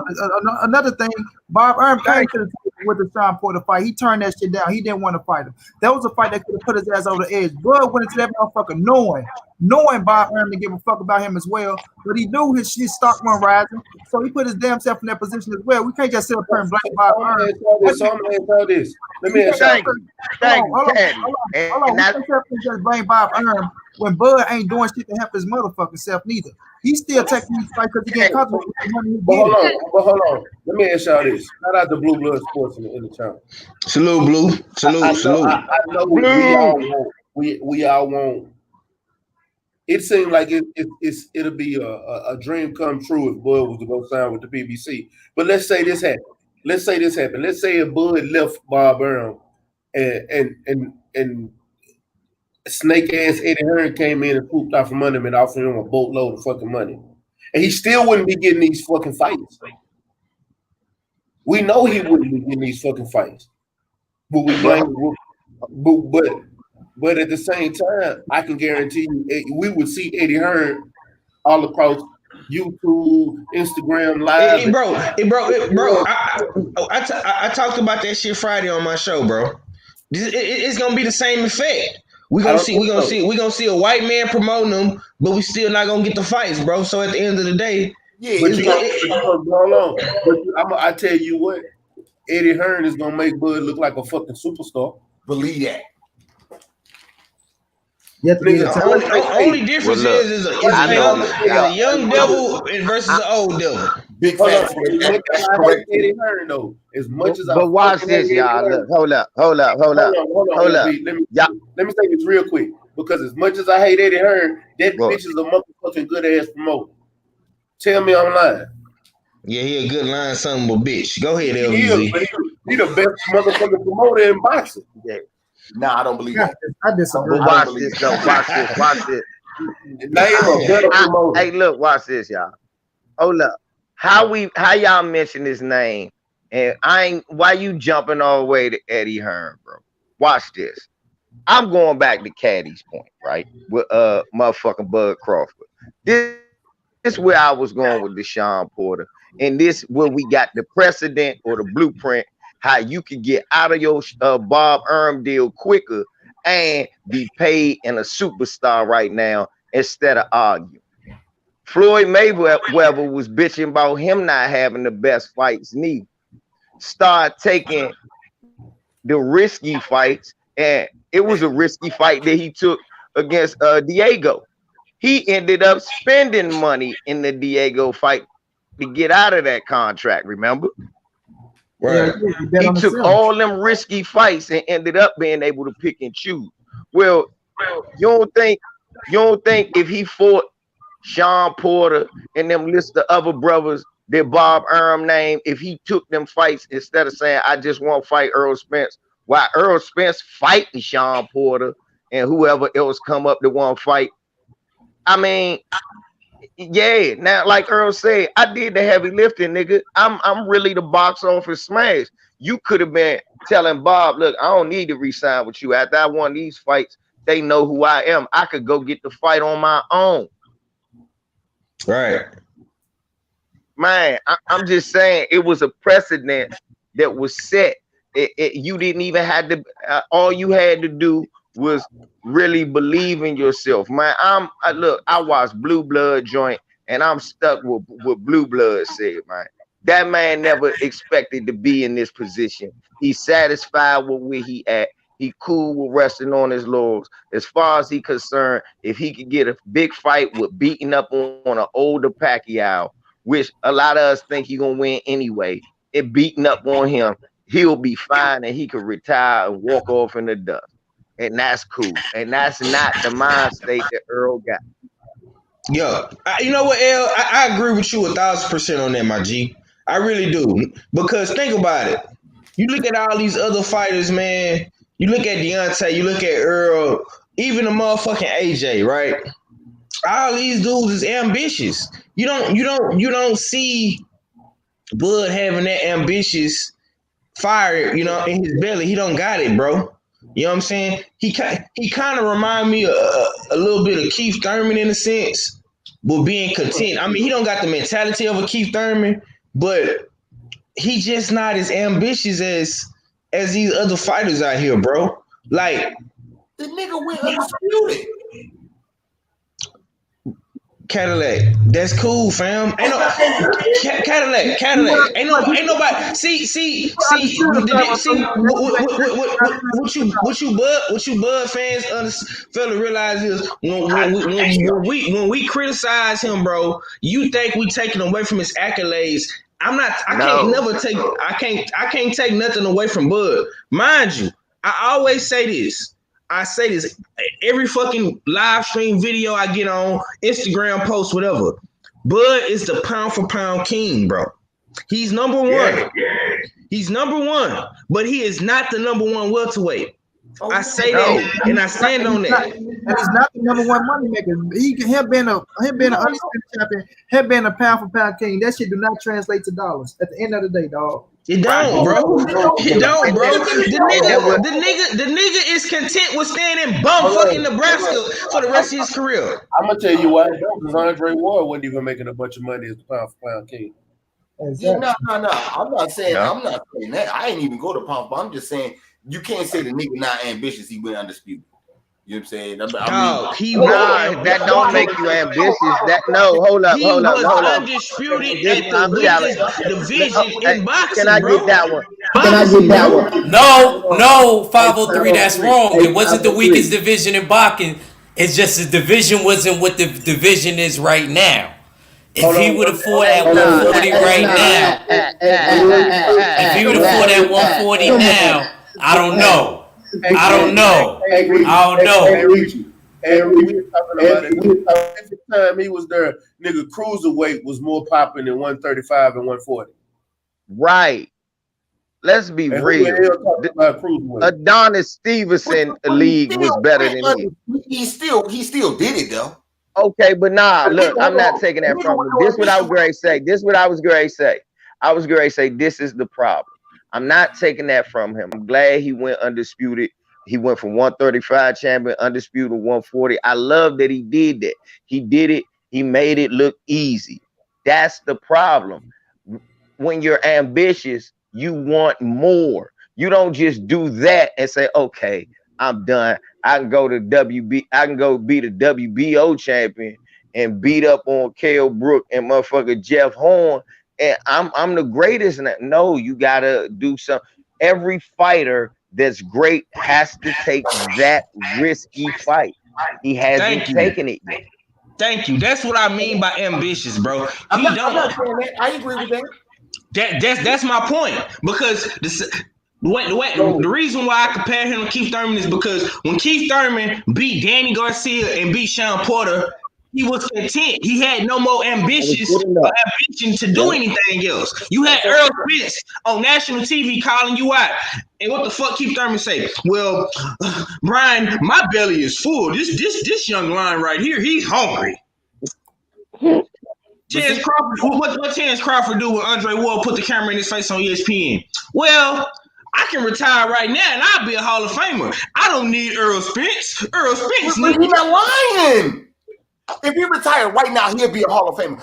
Nigga, Rocky Balboa's in the fucking Hall of Fame. Is he lying? My point exactly. No, we not denying that, but look, he's gonna go down like a Joe Calzaghe champion. Know who the fuck Terrence Crawford is in 20 years. Man, but is he exactly? He's gonna go out like Joe Calzaghe, man. He's gonna be the black Joe Calzaghe. He's gonna be in the hall though. Like, yo, he not. Who gives a fuck? We just said Rocky Balboa in that bitch. Who cares, bro? Nobody don't care. That's not a big accomplishment to say, but he not lying though. Is he lying? Listen, no ambition, bro. Let me say this. No, he's not lying, right? What he did right now put him in the Hall of Fame. But him talking about he don't need Earl Spence, and you sitting at 147, and Earl Spence is the money man at 147, and solidify your career right there at 147. If you can beat Earl Spence Jr., it's bullshit. And he's just, the dude ego is too fucking big, dog. And he don't want to feel like he's a little man. He feel like people little low to him and little man to him. So he gonna stand on the square. Right. Like he got that shit. Oh, 60-40. I'm not taking no 60-40. I did this, I did that, but that shit don't translate to dollars, and we all know that shit. So at the end of the day, at 147, Earl Spence going on his third pay-per-view in a row. The man got the better resume at 147. The man got the biggest fan base at 147. The man is the biggest thrower at 147. So if they want to fight, and not only that, Earl sent an offer. When did Bob and Bud send an offer to Earl? So that's telling everything, dog. And I said this, I made this statement earlier, bro. If Manny Pacquiao was to fight Bud Crawford, they have to take this man out the country to a fucking Muslim country to make money on the motherfucker. If Earl Spence was to get oil barons who got their wives wrapped up to pay for the fight. If Earl Spence was to fight Manny Pacquiao, that bitch gonna go right down in Dallas, Texas, in America, and that motherfucker go sell hellas on pay-per-view, dog. That's not fair. That's not fair. Don't even do that. Don't even do that. Nah, we ain't gotta do Dallas because that's where Earl from. Nigga, Earl Spence could come here to DC and sell out. He go to Chicago and sell out. He go to New Orleans and sell out. He go to California and sell out. That's Earl Spence. We travel to see him. Hey, what do Bud got to do to get 50? Fight somebody. Look, if he beat Sean Porter already or fought Sean Porter already, that's a 50-50. I'd be like, both of y'all fought Sean Porter, did. What, like El said, he can fight Sean. He can fight fucking Keith. You know what I'm saying? So you take you Yeah. take a win over Keith Thurman over a win over Pacquiao in the belt. No, Oh, what he we can fight saying Pacquiao. is, But my thing is, I'm not finna let Pacquiao dictate what these young lions do, bro. yeah, because Pacquiao on his I'm way not out. letting Pacquiao do Nah, that, bro. y'all not talking. How the fuck do y'all let that type of shit slide? Like, yo, the nigga motherfucking got the belt. He got the belt that everybody want. You asked him for the smoke, so now you can't just be like, nah, I'm old, I don't want that. Nah, nigga, you But Caddy, you gotta understand this, Caddy. Manny not fighting none of these young black fighters, man. The last black fighter he fought was Floyd, man. But I'm with Cadillac Red as far as I'm with Cadillac Red as far as he got a belt, so he matter. Until Yeah, that he belt got come to up fight. off him, until that belt come up off him, you got a target on your back. I got Hey, look. hold on. I gotta agree with the fellas. That belt matters. I give a fuck who got it. Motherfucker, Josh. It matter, bro. But who is Pacquiao fighting these young lions though? He ain't. Nah, it's a wanted poster, champ. As soon as you got that super belt, it's a wanted poster on you. My nigga, if Josecito right now, he gotta get the smoke. Nigga, if Zab Judah had that bitch right now, nigga, I want to smoke with him too.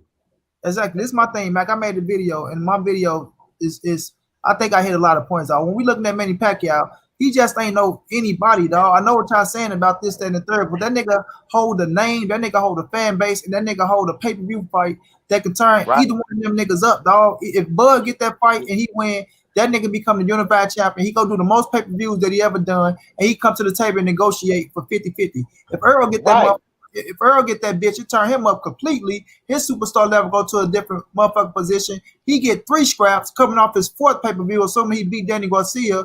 And nigga, then you go into the negotiation with Bud Crawford, you definitely hold all the leverage in that motherfucker. Big fact. Manny Pacquiao do matter, and he's still a big name, and that nigga still is relevant. He beat Keith Thurman motherfucking ass, so that says a lot, dog. Yeah, I still believe that he might fight Earl Spence on the simple fact of Conor McGregor. They talking about the Mikey is Conor. He ain't fighting no damn Conor, bro. That shit ain't gonna hit like Floyd Mayweather and Conor McGregor. Because first of all, many don't talk shit like Floyd. Conor ain't the biggest thing in the UFC no more. People not getting duped out their money twice because we know the facts. Like, fuck no, we ain't finna pay for no goddamn Conor McGregor and no Manny Pacquiao. Because Pacquiao gonna knock his ass out in 2 rounds because Floyd carried his ass to put on the spectacle, bro. Manny ain't doing that shit. He gonna treat that shit like a real boxing match.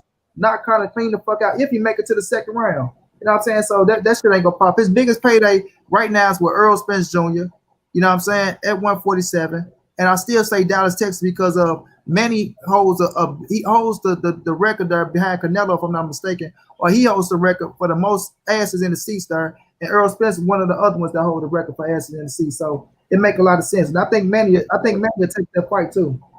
That sounds perfect. More importantly than the motherfucking than Manny having a big name, because you put on all points, you know what I'm saying? You hit on all points with the name and all that shit. But he got the strap. If Bud going to the joint like, yo, I'm unified just like you unified, what's happening, though? We going, you know what I'm saying, go for undisputed. Then that's some 50-50 talk type shit. You know what I'm saying? But if you ain't got that shit, you can exit all that shit. You know what I'm saying? So like, all that old 140 shit don't matter here, champ. And then look, this is what I'm saying. This is what we try to say. Yeah. I watch, fellas. I just thought of it, and I bet y'all agree with me with it. Yeah, if you retire now, you a Hall of Famer. But if you fight one of them and win, you a legacy fighter. Right. It's a difference. Yeah. Big fact. And that's what everybody's saying. He said, look, he said back in the days, all them guys, everybody fought everybody. He said, now I know I haven't had that marquee fight like none of them. But how come if you're gonna say you never had that marquee fight like none of the legends, the Sugar Ray Leonards and the Tommy Hearns and the Roberto Durans, if you're gonna sit up here and say everybody fought everybody back in the days, that's what made them great, and you haven't had that legacy fight yet, and you sit up here, you got Sean Porter, Thurman, Danny, and Earl, and you got to fight one of these motherfuckers, you don't take it. That's saying a lot. But you still need Earl Spence for that legacy fight, like LBZ just said. You need a legacy fight on your fucking resume, dog. You need one of them. Earl got 2 top motherfucking 5 welterweights on this shit. Top 5 welterweights. So you need one of them top welterweights, dog. And when it's there, You got to put the pressure on your motherfucking promoter to make it happen, and you got to pay these people the money that they deserve, and dog. That's what it's gonna come down to. They working with Al Heyman, a motherfucking shrewd businessman, and they see the numbers they get. They not gonna get fucked over by no damn Bob Arum. You know what I'm saying? So at the end of the day, when you talk to Al Heyman fighter, you sit at the table, you got to come correct with the right numbers, dog. Tell him, tabernacle, preach, goddamn me. Hey, let me ask you this: Is when Bud become a free agent, will he be wrong to sign with Floyd? No. Will he be? That'd be perfect. Bro, that will be perfect. That will be perfect. That would be because perfect. Floyd and LB gonna do all the promoting and talking. Yeah, you don't have to talk then. They'll You don't have talk. to do shit. And you're gonna be on the right side of the street where all the smoke at. And then on the fact that you an undefeated fighter that's sharp as shit, extra skillful, and it's gonna feel like every time you fighting, they get a chance to beat Floyd. Think about this, dog. Floyd, nostrils, and Big Bo Mac with no onions. Oh my lord. Oh my lord. I mean, in the same room, on the same camera, on the same microphone, nostrils and Bo Mac with extra cheese. Shit. Look, all Bud actually have to be is his own hype man. Cause them niggas will be doing all the talking. He be like, yeah, they do all the talking, like, yeah, you know what I'm gonna do to you. That's all they gotta say. The shit talking they do, yeah, you know what I'm gonna do. You know what I'm about. You know it gonna fuck you up, right? Yeah, this man ain't gonna last 5 rounds. You know it gonna fuck all that shit talk. Yeah, you say something, I ain't gotta say nothing. You hear what they saying. They ain't telling no lies. Shit, but all he do is gotta say one word, like on Changes Places. Yeah. Right. Yeah. Yeah. Hey, dog, bro. It's the shit sad at the end of the day, bro. When Bob say he wash his hands with you, dog, that's fucked up. That is. I ain't never heard Bob say no shit like that. So let me ask y'all this, because this is where I got a problem with Bud. And I've even posted. Matter of fact, I'm gonna go to what I said on Twitter. I'm gonna go straight to it. Fuck it. It's easier for me to say it that way. So I straight up said, maybe it's just me, but people have all the energy for boxing fans, but don't have that energy for the motherfucker that disrespecting you. And you say you ain't worth and say you ain't worth promoting. Maybe it's just me. Am I the only person that see people scared to talk to white people like they talk to these fans? Yeah, you hit it right on the head, bro. So how can anybody fuck that? Everybody on this goddamn panel, would any of you let anybody disrespect them the way Bob Ehrman is in public, straight disrespecting Bud? But then you got fans out here that's actually caping for your motherfucking ass, and you fussing and going back and forth with them, talking shit to them on Twitter. Like, what the fuck? He liked that shit. That's why he resigned. Look, stay ready. The first thing I said when I seen the shit when he said about Bob, I said, damn nigga, you don't know my heart? You know this nigga heart, you don't know my heart? That's fucked up with you. You know what I'm saying? Exactly, dog. And I said that shit like you got going to bet for you, dog. That shit was split for him. And he's sitting up there talking about, fans is fake. They don't care about. Then you let Bernie get on there and say all that stupid ass shit. Y'all don't give a fuck about Bud. Y'all don't, man. Niggas go to bet for Bud just like motherfuckers went for bet for Earl Spence. The difference is when niggas got to saying they think Earl Spence would beat Bud, that's when shit started changing. And Bowman got to talking that bullshit, and everything he got to saying about Earl was disrespectful and fuck. You know what I'm saying? So at the end of the day, we ain't holding no hands around this motherfucker. If a nigga say fuck, you gotta say fuck them shit. It's okay for your people to be disrespectful, but as soon as somebody just say, "Oh, we think Earl can beat you," oh, now you don't want to fuck with us because we think somebody can beat you, bitch. Right. It's the truth. That's just how we see it. I'm gonna tell you. I'm gonna tell you what it is, right? Because I'm looking at Bud's Twitter feed and all these little messages that he been typing is directly to the fans. He haven't addressed anything that Bob Arum has said, right? So that lets me know, bro, he ain't gonna never check Bob. You know what I'm saying? He ain't gonna never do it. Only thing he gonna say, only gangster shit I heard Bud say was release me now. And he was on Ak and Barack show when he said that. But besides that, he ain't gonna address this shit, bro. He ain't gonna say nothing. So my thing is, why do we even care? You know what I'm saying? What are we getting out of steady trying to talk some sense into him or persuade him to stand up for himself when he, every time we say something or every time we bring up a point, he constantly shooting back at us, but he not shooting at the nigga that's keeping you where you at. You know what I'm saying? It's not our fault that you put yourself in that position, or we feel like Earl Spencer beat you right now. You know what I'm saying? They mad at us because we telling the truth when we say 60-40 is good. It's gonna be your biggest payday regardless. But you like, no, it's got to be 50-50. How, nigga? Right. Manny Pacquiao didn't 50-50 with Floyd, and Manny Pacquiao accomplished more than Floyd. So and want to fight again. Yeah, this nigga say it's crazy when somebody tell you to take less money when you putting your life and your health on the line. But I bet if I went to any one of y'all jobs and said cut they pay and pay them less, y'all cry a river and say y'all need a new job. So shut that stupid shit up. He also hold up. Text back to him because I'm blocked off Twitter. False equivalence. What we're saying, what you would be, the same equivalence would be you go to our job and say, pay that man whatever he wants, but give him a harder job. I'll sign up for that. Yeah. That's what we saying. Pay this man what he want. Pay this man more than he ever been paid in his life. But we ain't asking you to take a pay cut, nigga. You take it 40%, you gonna get part of them gates. You gonna get part of the pay-per-view sales you never had. You gonna get a more, guaranteed purse. right? You gonna get more money than you ever got in your life with that 40%. So what we asking you to do, what Mikey we asking you got 20 million just on the purse. Right. So that's the purse. Terrence Crawford ain't made 20 million in their fight. Yeah. Now imagine this. He made 20 million in 2 fights put together. Man, if that fight did 100 mil, bro, he would get if that fight do 100 million, he would get 40 million. Get 40. I got you, Blue. Hold on. 40 million, and we ain't even talking about the gate and what you gonna make out. But see, you gotta cut that with old OG Pamper Bob. You know what I'm saying? You're not gonna get that whole 40. Hey, what you gotta understand, 503, that nigga ain't got no confidence, bro. Not in this self. See, he don't understand what this is. We lucky, y'all.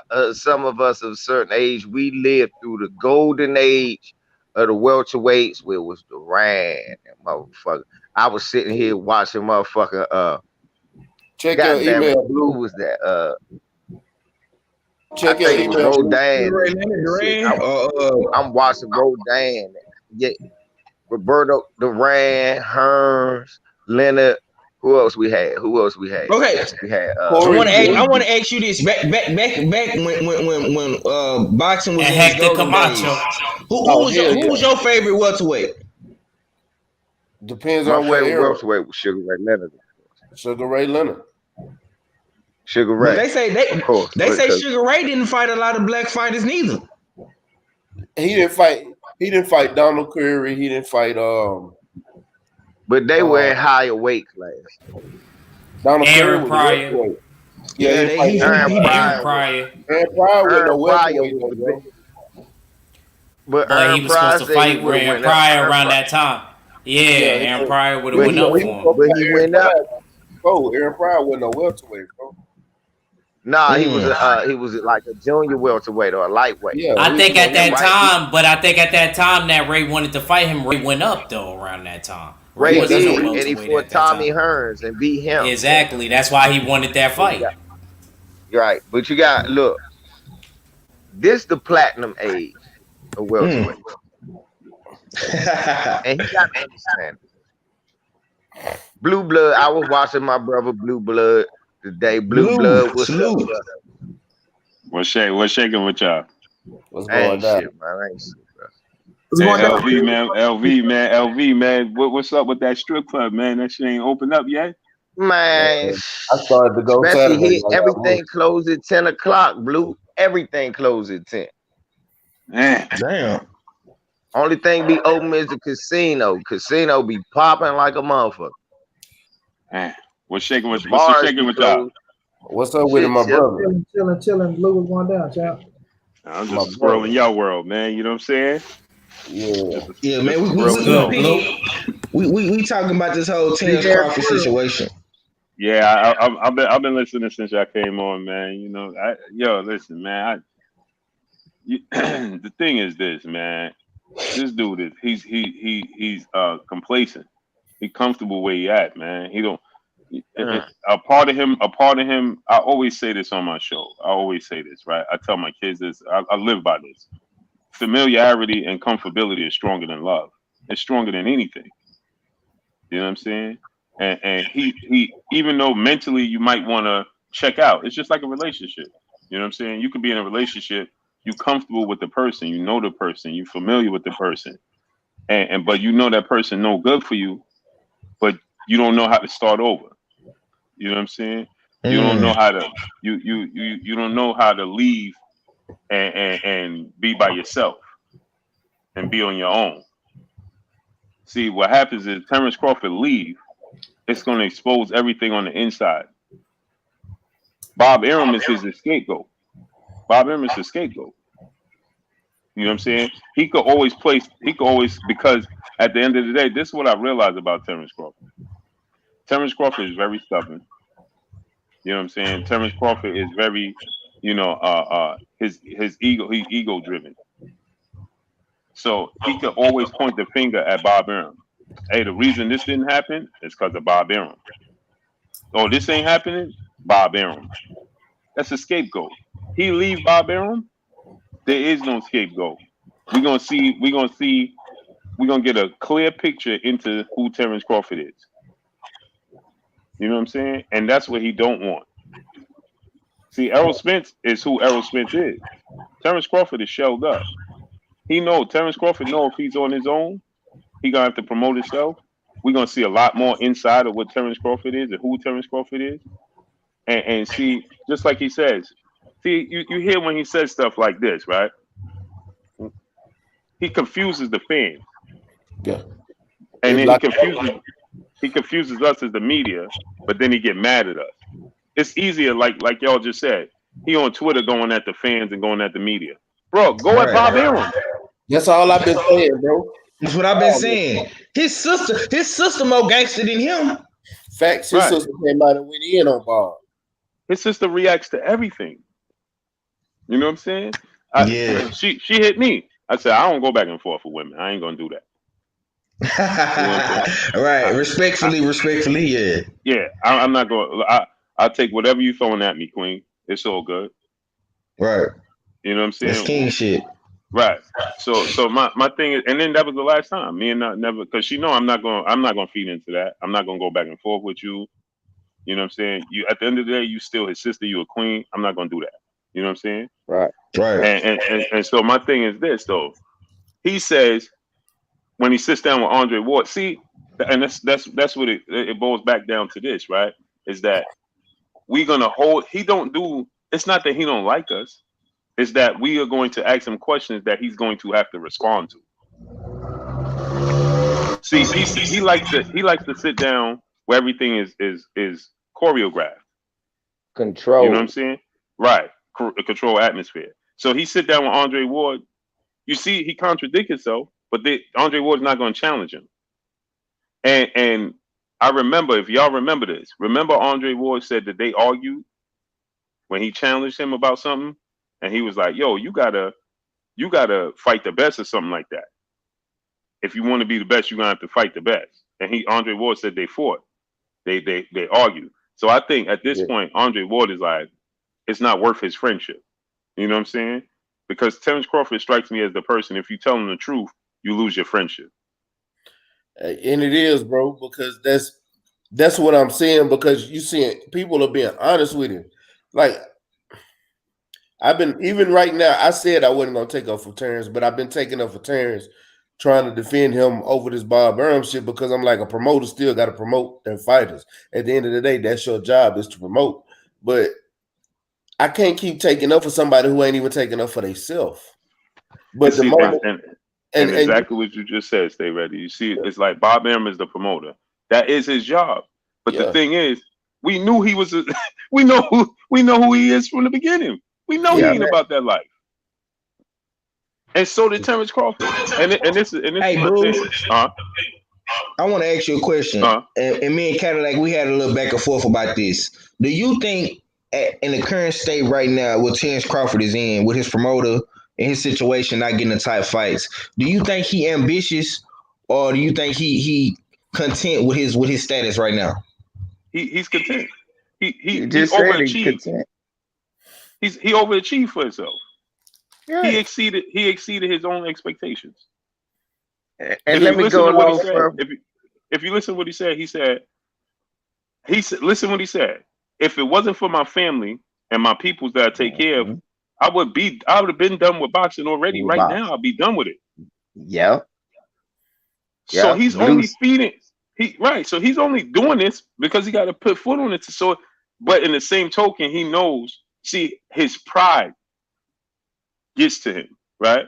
And his pride and his ego, because he got a competitive nature. He don't love boxing. He showed me he don't love boxing. He love competing, no matter what it is. Right. You know what I'm saying? It's just that boxing pays the bills, but he don't love boxing. He just love competing. So when you poke at him and you say, "Oh, this person is better than you," it's not that. It's not for his legacy. It's that he wants to compete and show you. Oh, you think this dude better than me? No, this dude ain't better than me. I'm gonna show you. Remember, he said that. I want to show everybody Errol Spence can't beat me. It's not that for his legacy. It's that his competitive nature. It's two different things. Yeah. Floyd Mayweather wanted to be the greatest boxer and the greatest, revenue gainer in the history of the sport. Yeah. You know what I'm saying? He wanted to prove that he was the greatest boxer. Terrence Crawford don't care about proving nobody he's the greatest boxer. Right. But when you poke at him and you say, "Well, Errol Spence could beat you," his competitive nature say, "Man, put that dude in the ring with me." And that's when, and then he'll say, "We being disrespectful because we say somebody can beat him." No, we truly believe somebody can beat you. Right. Exactly. And my thing is this. See, this is where, and people always ask me, they be like, "Yo, Blue, where you and your issues come in with Terrence Crawford?" Because I was the only one he did interviews with at one point in time. You know where our issue came in? Because I said he should have never signed with Top Rank. That was a bad move. Now his legacy gonna take a hit because Bob Arum is not interested in paying fighters. Ever since then, it's like my relationship with his entire team went astray. Like, bro, so that shows me that nobody wants to tell you the truth. It's like he strikes me as Michael Jordan. You know what I'm saying? Remember Charles Barkley told Michael Jordan, "Man, you're the worst owner in the NBA." Yep. And they haven't spoke since. Motherfucker, you the worst owner in the NBA. He want a team full of yes men. Right. Yeah. Like Michael Jordan, you are the worst. You know what I'm saying?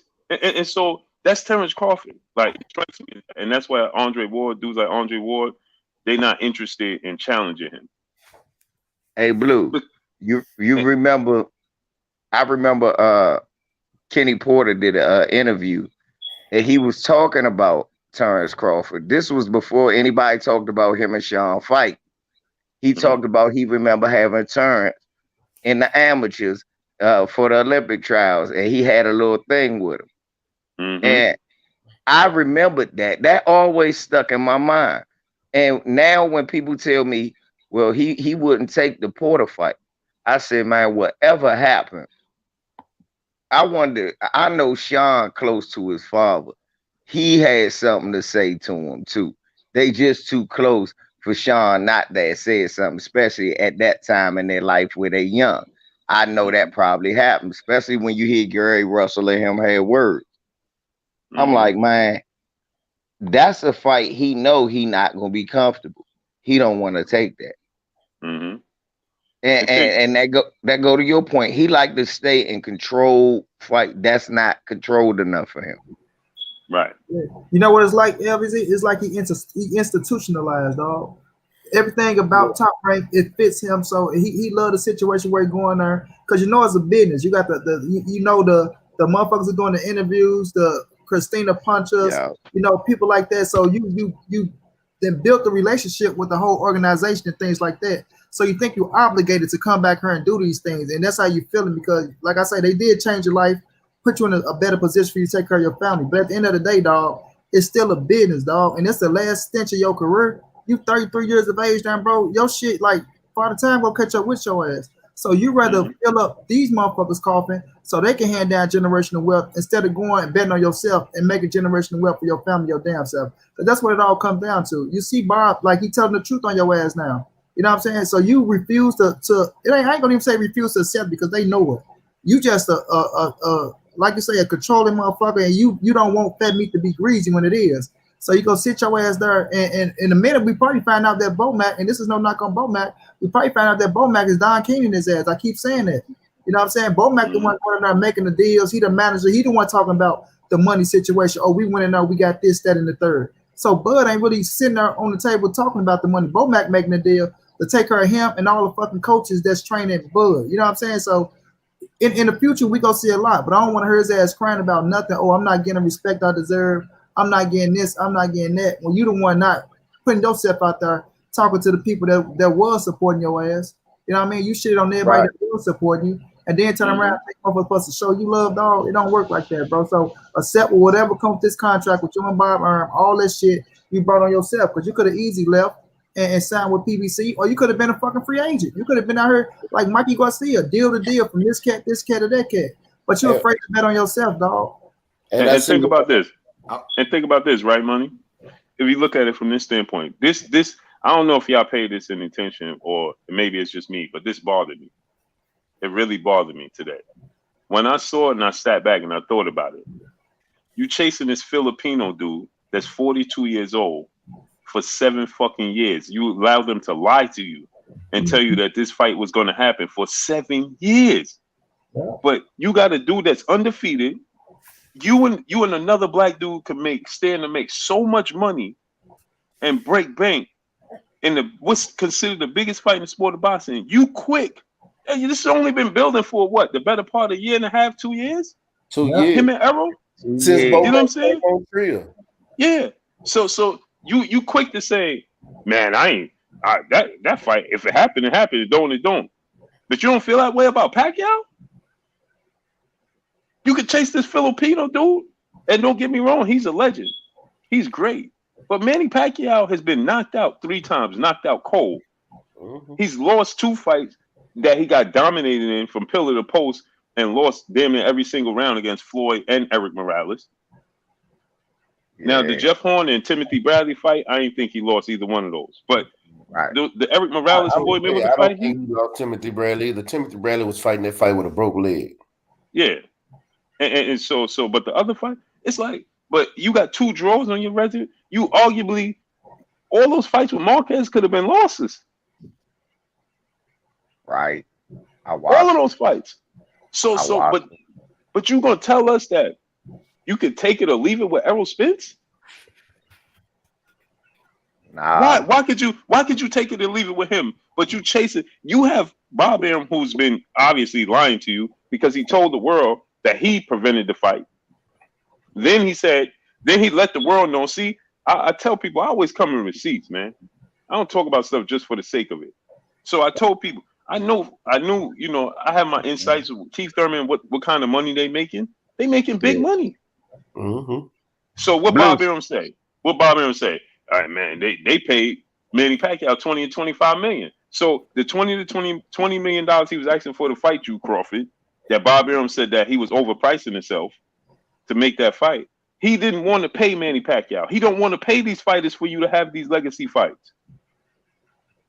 And you know this. So here's my thing. Just be comfortable with where you at. How did your lawyer, now let's think about this.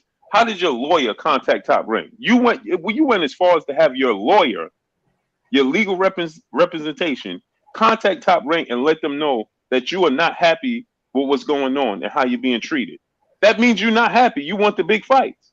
You went as far as to contact your lawyer and have them contact Bob Arum and say that you're not happy with the position.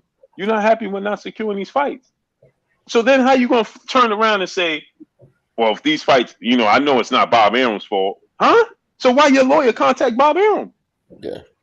If it's not Bob Arum's fault that the fight ain't happened, why the hell you had your lawyer contact Bob Arum? And then on top of that, you out there posting talking about you know Bob Arum was a good guy. If Bob Arum was a good guy, he wouldn't be disrespecting you in the public. Nah, but see, my thing, and that's my thing. How come he don't say, hey, I know Blue Blood is a good guy. Deep down, he just mean the best for me. Yeah, I said that too. That's what I'm saying. I agree with that too. But my thing is on Bob's end, don't sign the motherfucker. Say you ain't make the big fights with the motherfucker. You know what I'm saying? And then be like, I can't sell him. Nah, you bullshit. Don't give me that neither. It's both of you motherfuckers. I'm not gonna say it's all this motherfucker fault and let Bob skate off. Nah, you can't sell him because of the bullshit you doing. Right. And then check out this too. Right? It's abundantly clear that Bob didn't think he could sell from 2014, right? Because from 2014, listen to what Bob said. He said, if I paid Manny Pacquiao $20 to $25 million to fight and we only earn $400,000, he said, I would be in distress. Right? So what does that tell us? He just told us I lost more money on Terrence Crawford in these last 3 fights, so much so that I could build a mansion in Beverly Hills. So that means, and Terrence Crawford told the world that back in right before he fought Victor Postol, Bob Arum informed him there's no money for you for pay-per-view, and we don't really have a budget for you. So what does that say about him and Pacquiao? Bob Arum don't believe that he should pay Pacquiao because he don't think Pacquiao was worth it. He understood that he was using Pacquiao to build.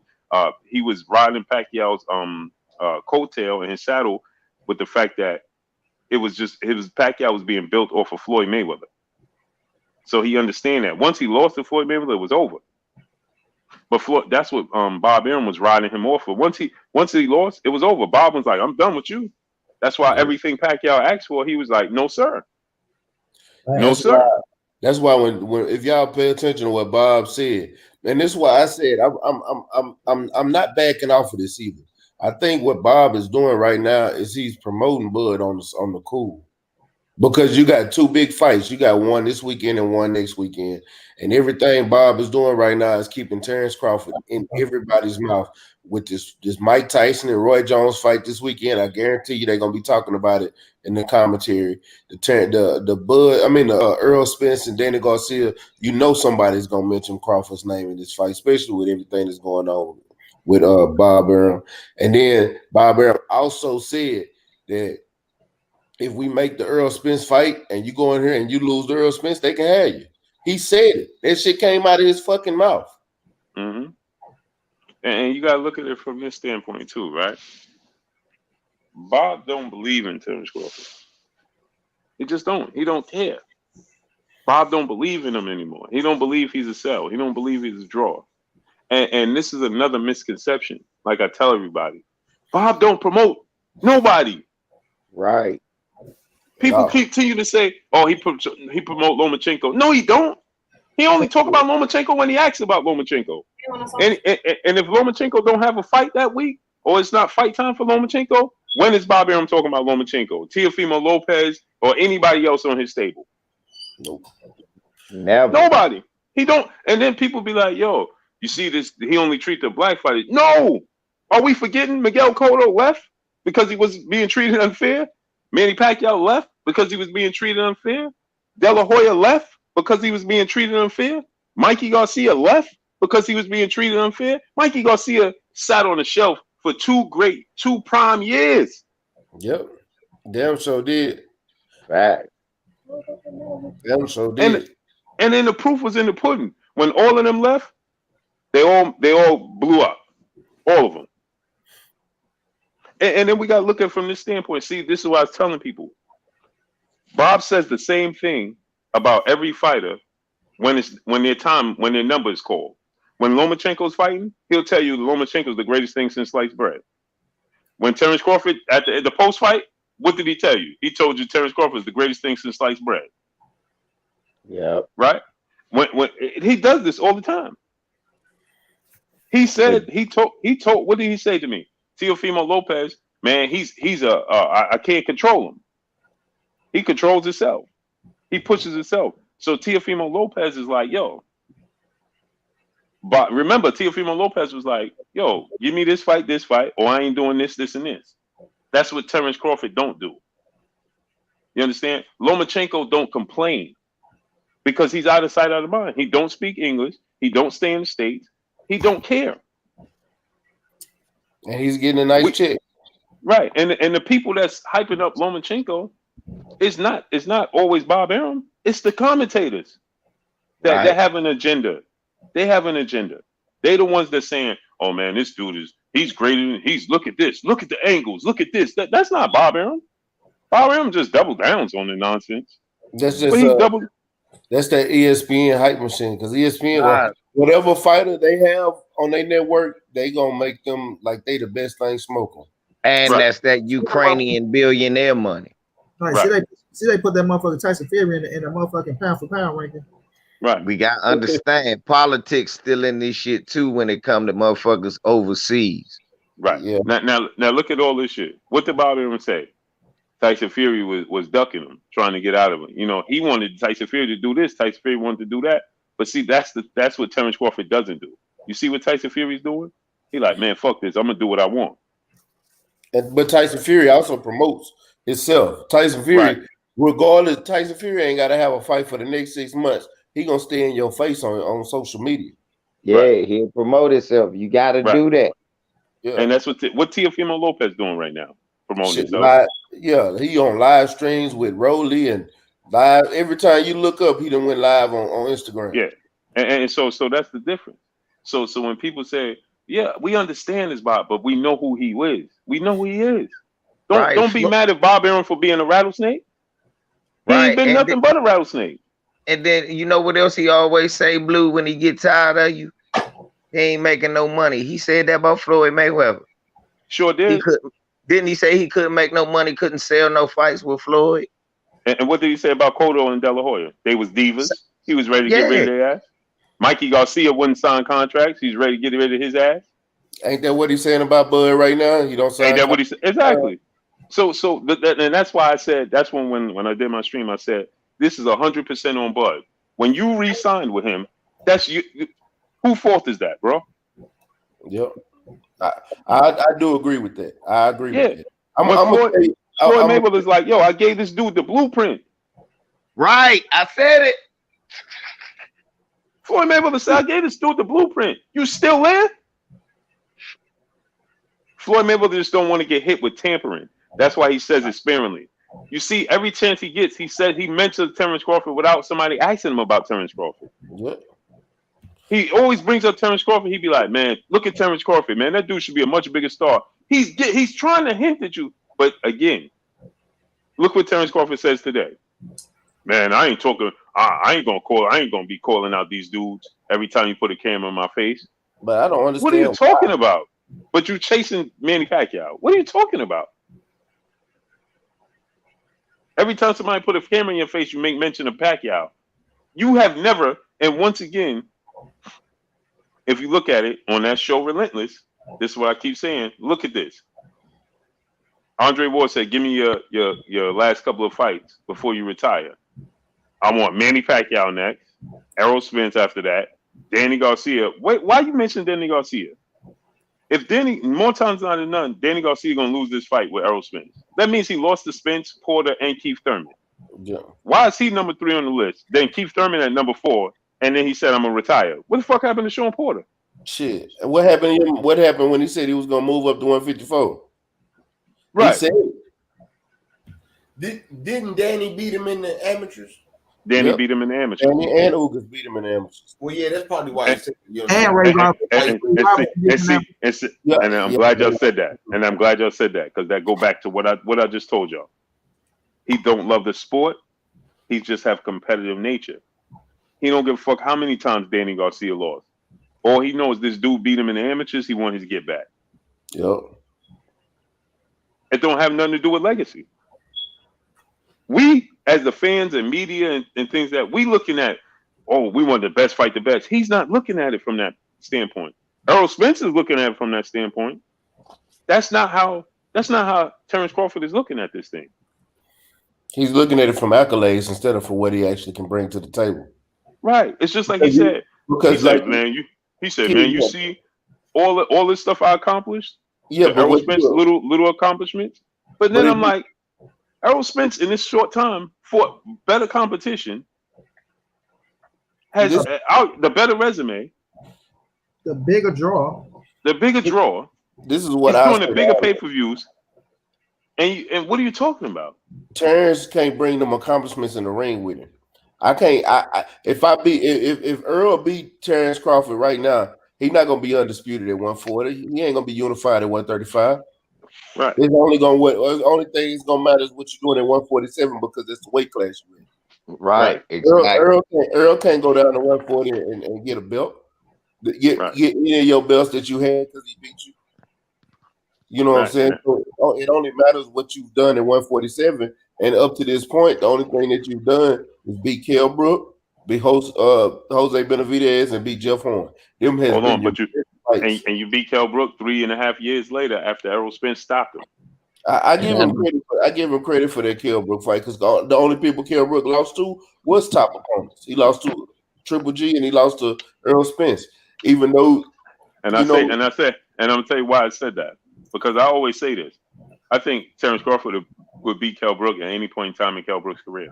I said the same thing. Because it's just styles make fights. Exactly. But my thing is this: when you're gonna point and say, my point in saying this is because if you're gonna point at Errol and say I don't need you, well, look what Errol has accomplished. You do need him. What do you mean? Yeah, you can't say I fought Kell Brook, but Earl did too. I beat him earlier, but you can say that Earl beat a fresher Kell Brook, so and beat him up so bad that when you got to him, so we ain't gonna belittle his accomplishment and we can't belittle yours. But then Earl got Sean Porter on his resume, and everybody, and then he's been calling you Keith Thurman and everybody out constantly. Anytime you see a camera in his face, shit, we seen y'all two together. He said, man, shit, tell Bob make the call. Right. So I mean, it's all I just look at it like it is, man. I love you, bud. You got great skill and this, that, and the third. But my brother Blue put it out there, man, and it's the truth. You complacent. You resting on your laurels, and that, yes, it's true. You'll be a Hall of Famer, but you won't be a boxing legend. Right. And that's the you know what?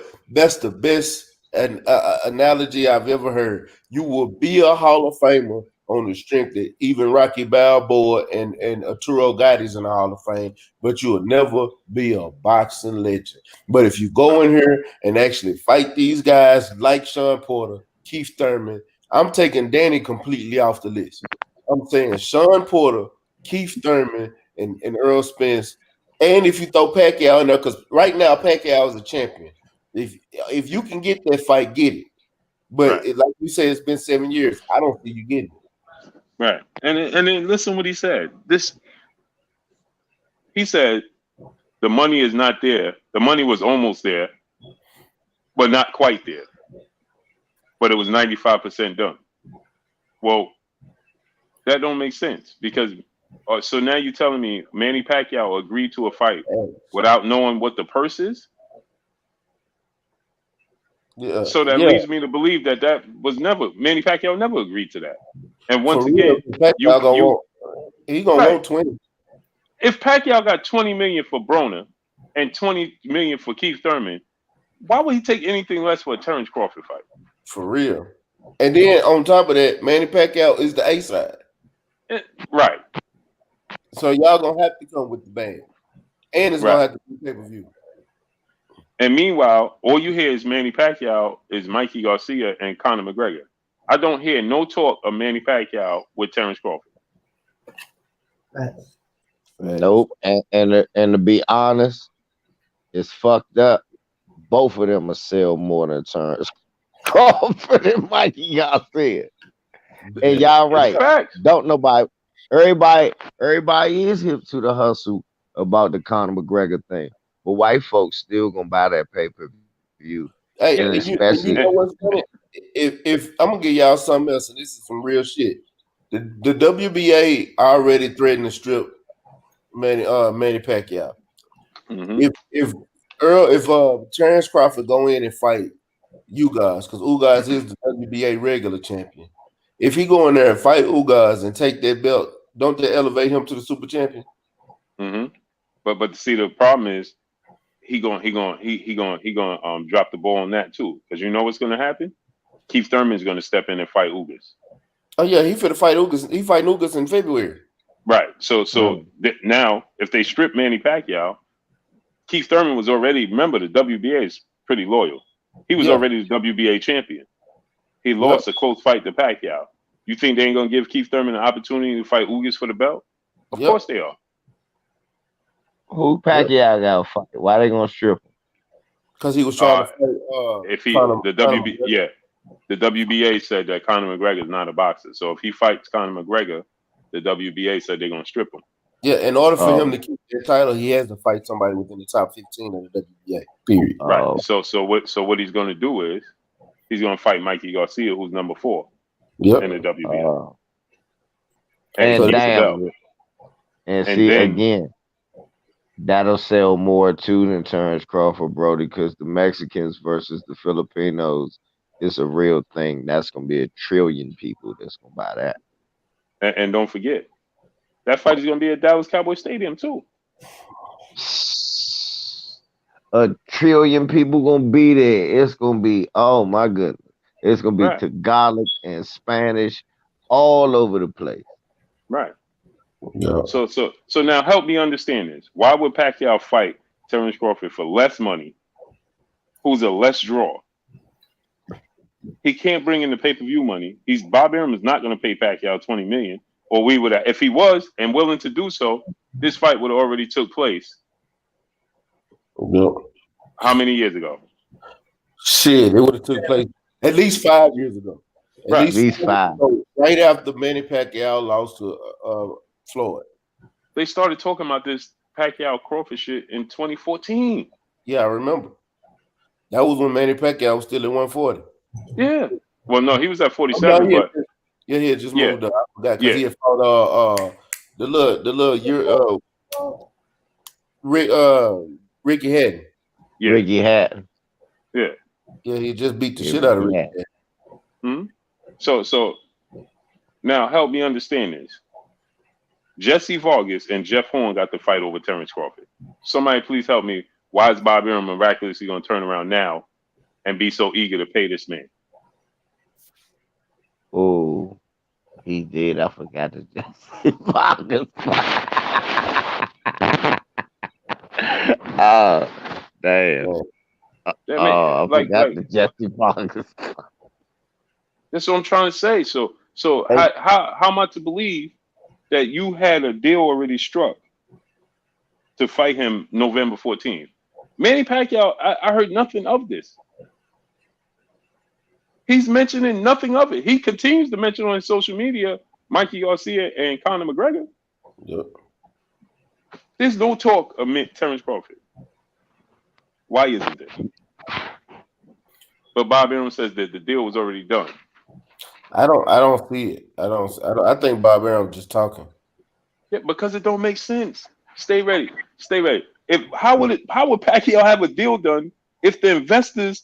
First of all, stay ready. If me and you go fight in Saudi Arabia or any of these other places, the reason we going over there is because the first thing they put on the table is what? The money. You goddamn right. Just like AJ and Andy Ruiz. Yeah, Andy Ruiz. It was big money on the table. Big money. Andy Ruiz said for the rest of his life. Right. Now stay ready. Check it out. Terrence Crawford said they had a venue, they had the investors, they had the date, they had everything set, but the money. Huh? You can't. That don't even make sense. The money will always be first. Just like when AJ and Wilder was negotiating, we knew about the money before we knew anything else. Right. Man, we talking about Saudi Arabia. We talking about all money That's over probably there. 80 million up off top. The first thing they're gonna do when they contacted Bob was say, "Hey, we'll pay this much and this much and this much to have that fight over here." Right. He said. So you telling me they explained that they squared away everything but the money? Right. How could you secure a venue without even agreeing to both fighters agreeing to the money, the split? That don't make sense. You secured the venue, you paid money to secure a venue, but the fighters didn't even agree for the fight? Then another thing, Blue. When have somebody secured the venue, the money, and all this shit, and they just don't set it for a different date? Because fights were still getting made. So if they really want that fight that bad, they would have just set it for a different date. So that's just you can't secure a venue and then cancel because you're gonna owe that venue money. Right. So you gotta have that. You gotta have the money and the fight guaranteed first before you secure the venue. Because when you and this goes for anything. It's not just boxing. If I was to go have a concert, at a venue, and I rent it out and I wanted this date, if I have to cancel and move it to another date, that might, depending on the venue, that can cost me a lot more money. Right. Like I might still have to pay the total for that date and pay for the next date. But I thought he said it was because of the COVID shit. I thought that's what Bob said after the fight. Yeah, he said because they couldn't guarantee fans was going to be in attendance. Yeah. So, but still, here's the thing. Look at it from this standpoint, right? If the fighters are still negotiating the money, you don't have a fight. That's true. So he's basically the nigga still ain't got no fucking fight with Pacquiao. All right. Let's just look at it. I'm gonna give y'all another example, right? This is how crazy Terrence Crawford sounds when he says this, and it's like it makes me like, bro, you don't even know the business part of what's going on, because for him to say that, that's equivalent to right now, us. Let's imagine we the investors. Let's imagine us right now on this panel, we the investors. Imagine right now, we set a date, a venue, we secured a venue, we have everything secure for Errol Spence and Terrence Crawford, but they arguing about what split they're gonna get. Yeah. Now, how does that make sense? It don't. Now, because they both said right now they both want to fight each other, right? So now they have a verbal agreement. We understand they both want to fight each other. So let's say we set a venue, a date, and everything, but they still talking about who's going to get the split 60-40. Now, how does that make sense when you put it in that context? Man. We would look crazy as businessmen. Yeah. That don't even make sense. Hold up. Why I pay for all of this and you niggas don't even know if you going to fight yet? Right. but both of y'all owe me some money. Right. Maxwell Grimes, he said, Bob said it was agreed in principle. But Terrence Crawford said the venue was already secured, not in principle. He said the date was secured for November 14th. He said this date against Kell Brook, this was supposed to be me and Pacquiao. He said the venue was already set. He said we already had the venue. We already had the date. We already had everything squared away. He said the money was almost there. Well, not quite there. That's exactly what he said. The money was almost there, but not quite there. But we was 95% done. What do you mean? So you had nothing. Yep. And Pacquiao didn't agree to that.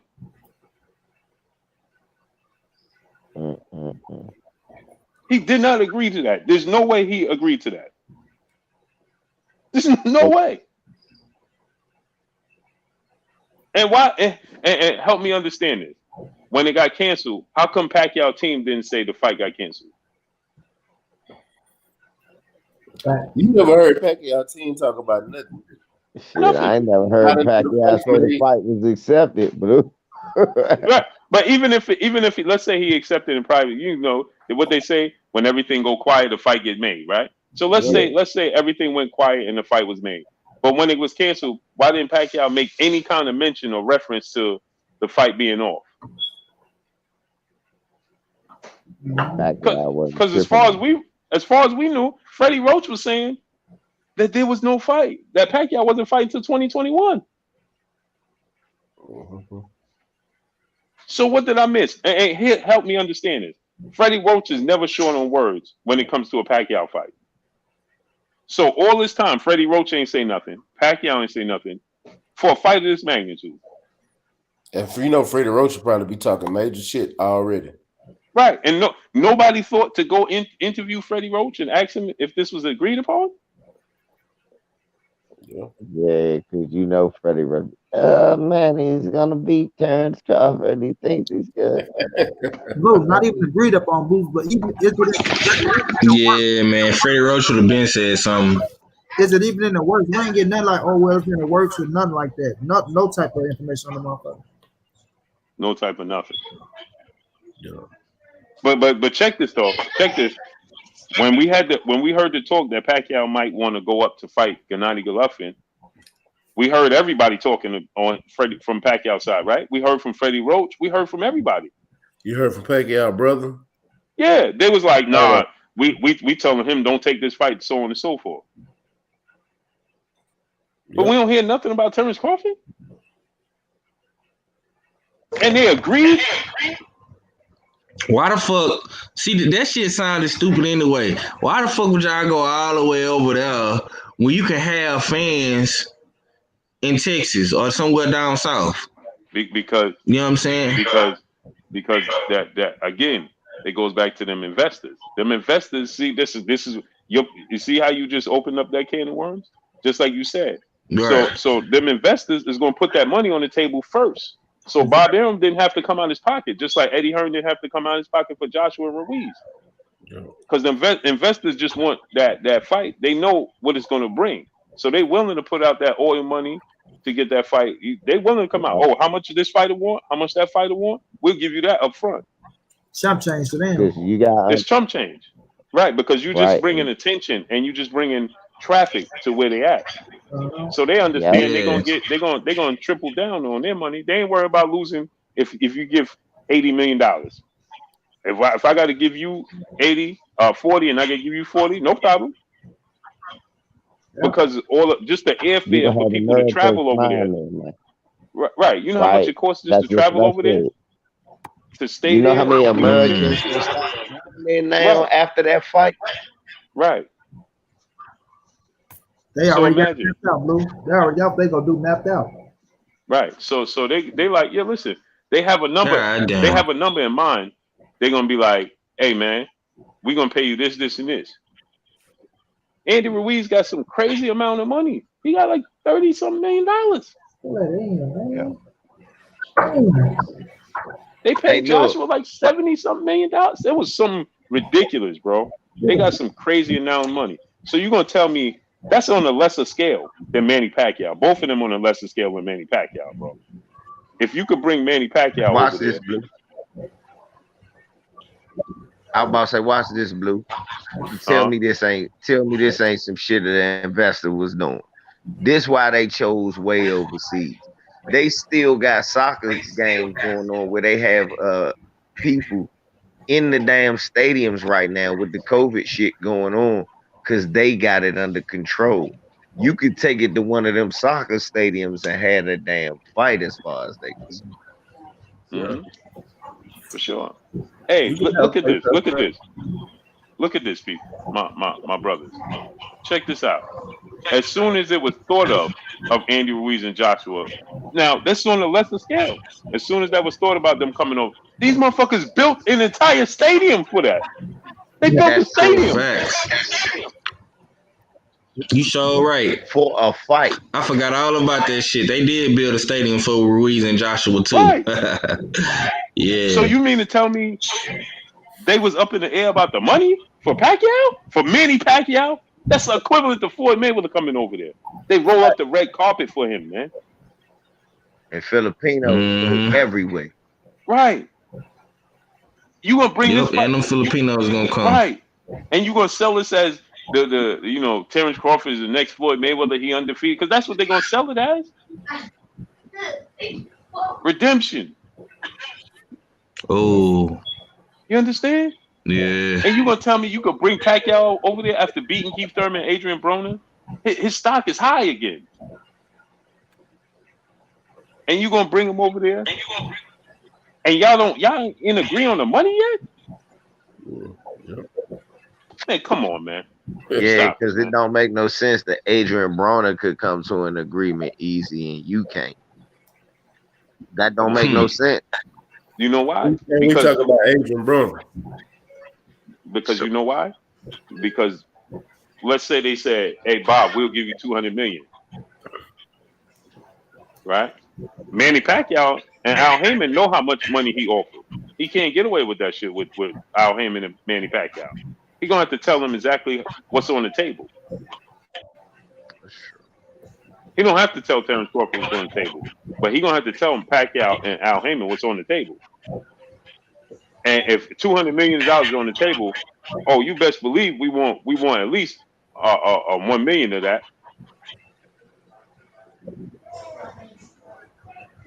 You see what I'm saying? And then here's where it get tricky again, right?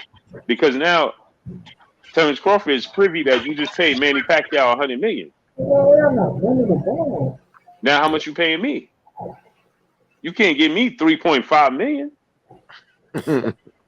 That's true. But then Bob Arum gonna say, you don't sell. Right. You don't sell. You don't sell. You don't promote yourself. You don't do nothing. Right. Nobody know who you are. Even look, if this was Earl Spence, yeah, he gonna get some money because he got a black fan base that's gonna follow him. He got a good, tough fan base. The white fan base he got from Texas, like him. They follow. And the Mexicans too. Yeah, and he got a Mexican fan base from out there. So look, but that's what I'm saying. That's what I'm saying. So you gotta understand, like, there's no way you went overseas and an investor agreed upon the fight, and y'all was still not agreed upon about the money, but y'all had a revenue, a venue. Yeah. Come on, man. Terrence keep thinking old ass rich white men gonna promote him. He think it's gonna be Bob Arum and Warren Buffett. They too old to be promoting you. Get your ass out there. Hey, let me ask y'all a question. As soon as Andy Ruiz and Joshua was talked about in the UK, man, you saw them investors all over the fucking place. Yeah. Man, them dudes was in pictures with everybody. They was inviting people to come over there. Hey, come over here. Yeah. Remember they was trying to get Eddie that. Yeah, remember they was trying Eddie did that. Yeah, remember they was trying to get Andy Ruiz to agree because he was dragging his feet. Man, they was everywhere, man. They was everywhere, man. Well, so you gonna Eddie went and got that money. Right. So you gonna tell me them investors was everywhere, taking pictures with people, inviting you on tours and all types of shit. You gonna tell me that Manny Pacquiao was going over there and there was no leak from nobody? He agreed to go over there. Not one picture took. Come on, man. He had to go over there to agree, right? Man, Pacquiao been in the Philippines trying to help his country from that goddamn flood or whatever type of storm didn't happen over there. He ain't said nothing about no goddamn fight with Terrence Crawford. Yo, so but hold on. Y'all telling me that they did all of this big money negotiating and all this talking. They was doing this shit over the phone. And there was nobody that leaked any information of Manny Pacquiao agreeing. That's like Floyd Mayweather. Manny Pacquiao can't get away with that. There's somebody that's gonna know about that. There's somebody that's gonna know about that, and they're gonna be like, "Yo, Pacquiao agreed to fight Crawford." Somebody's gonna know about that, bro. All right. Somebody's gonna know about that. Yeah, somebody lying then. Somebody, I mean, to me, bro, just by us saying all that, man, what we just said, somebody fucking lying, man. Because I ain't seen. I just told you who was lying. Yeah. Bob Arum he cooked up that story to sell to Terrence Crawford to sign the Kell Brook fight. hey man, we can't. But the Pacquiao fight fell through, man, because of the pandemic. But we're gonna give you Kell Brook for 1.2 million dollars. And then he said Terrence Crawford took 2 weeks to sign the contract. Yeah, because he was dragging his feet because he like, yo, what's good with the big fight? And Bob was selling him, hey man, the Pacquiao fell through. We just got to stay busy because of the pandemic. Oh, so he shortchanged Bud on this fight. Right, he sold him the Pacquiao fight. He used the Pacquiao fight to get him to agree to the Kell Brook fight. This kind of make me feel like they got Bud on the NDA or something. You know what they got Bud on, man? Bud don't wanna assert himself. That's why listen what Bob Arum said. He said they got how crazy is this? He has $1 million incentive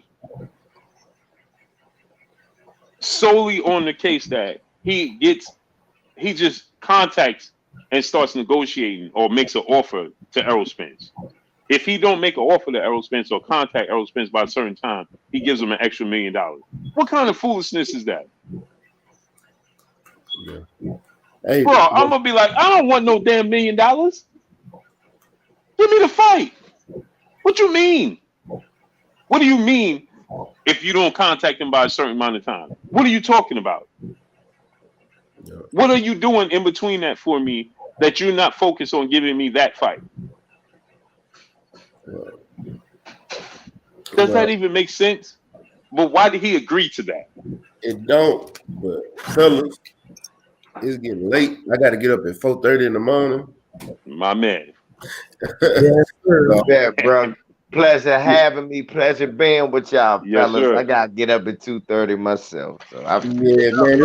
Hey, I ain't gonna lie to y'all, man. I really enjoyed this live tonight because we started out talking about Earl, but then when we got into this Bud conversation, we really went into detail and had a deep dive on it, and it really opened up my eyes more because I actually been out here trying to defend Bud in the sense that Bob is really your promoter is supposed to be doing it, but y'all let me see it from another point of view. And this is what I like. This is why I love talking to all my brothers like this because, like we said, we're not monolithic. And if we can actually put the facts out in front of you and make you see one way, I can't reserve the right to change my mind. Exactly. And stay, I was on the same wavelength you is. You know what I'm saying? But I just look at it from this standpoint: is that, man, you can't marry a hooker or a stripper, and when she twerking, you get mad at her. You knew who she was when you married her. Yep. Right. Man, been showing you've been with her for 7 motherfucking years, so you know. Right. So imagine we go out. And one of us meet a stripper, marry a stripper, and all of this, right? And then she's stripping, and then I come back crying to y'all like, "Yo, man, she out here stripping." Y'all gonna be like, "Nigga, what?" Blue Diamond on Players Club, right? Man, you know who she was. You matter. It's like Offset. Imagine Offset he married Cardi B, right? He with Cardi B. Imagine he turned around and be like, "Man, she's showing her ass everywhere." Huh? Yeah. He knew what he married. That's why he didn't get married when them titties got exposed. What they young man say, LV? My aunt. Right?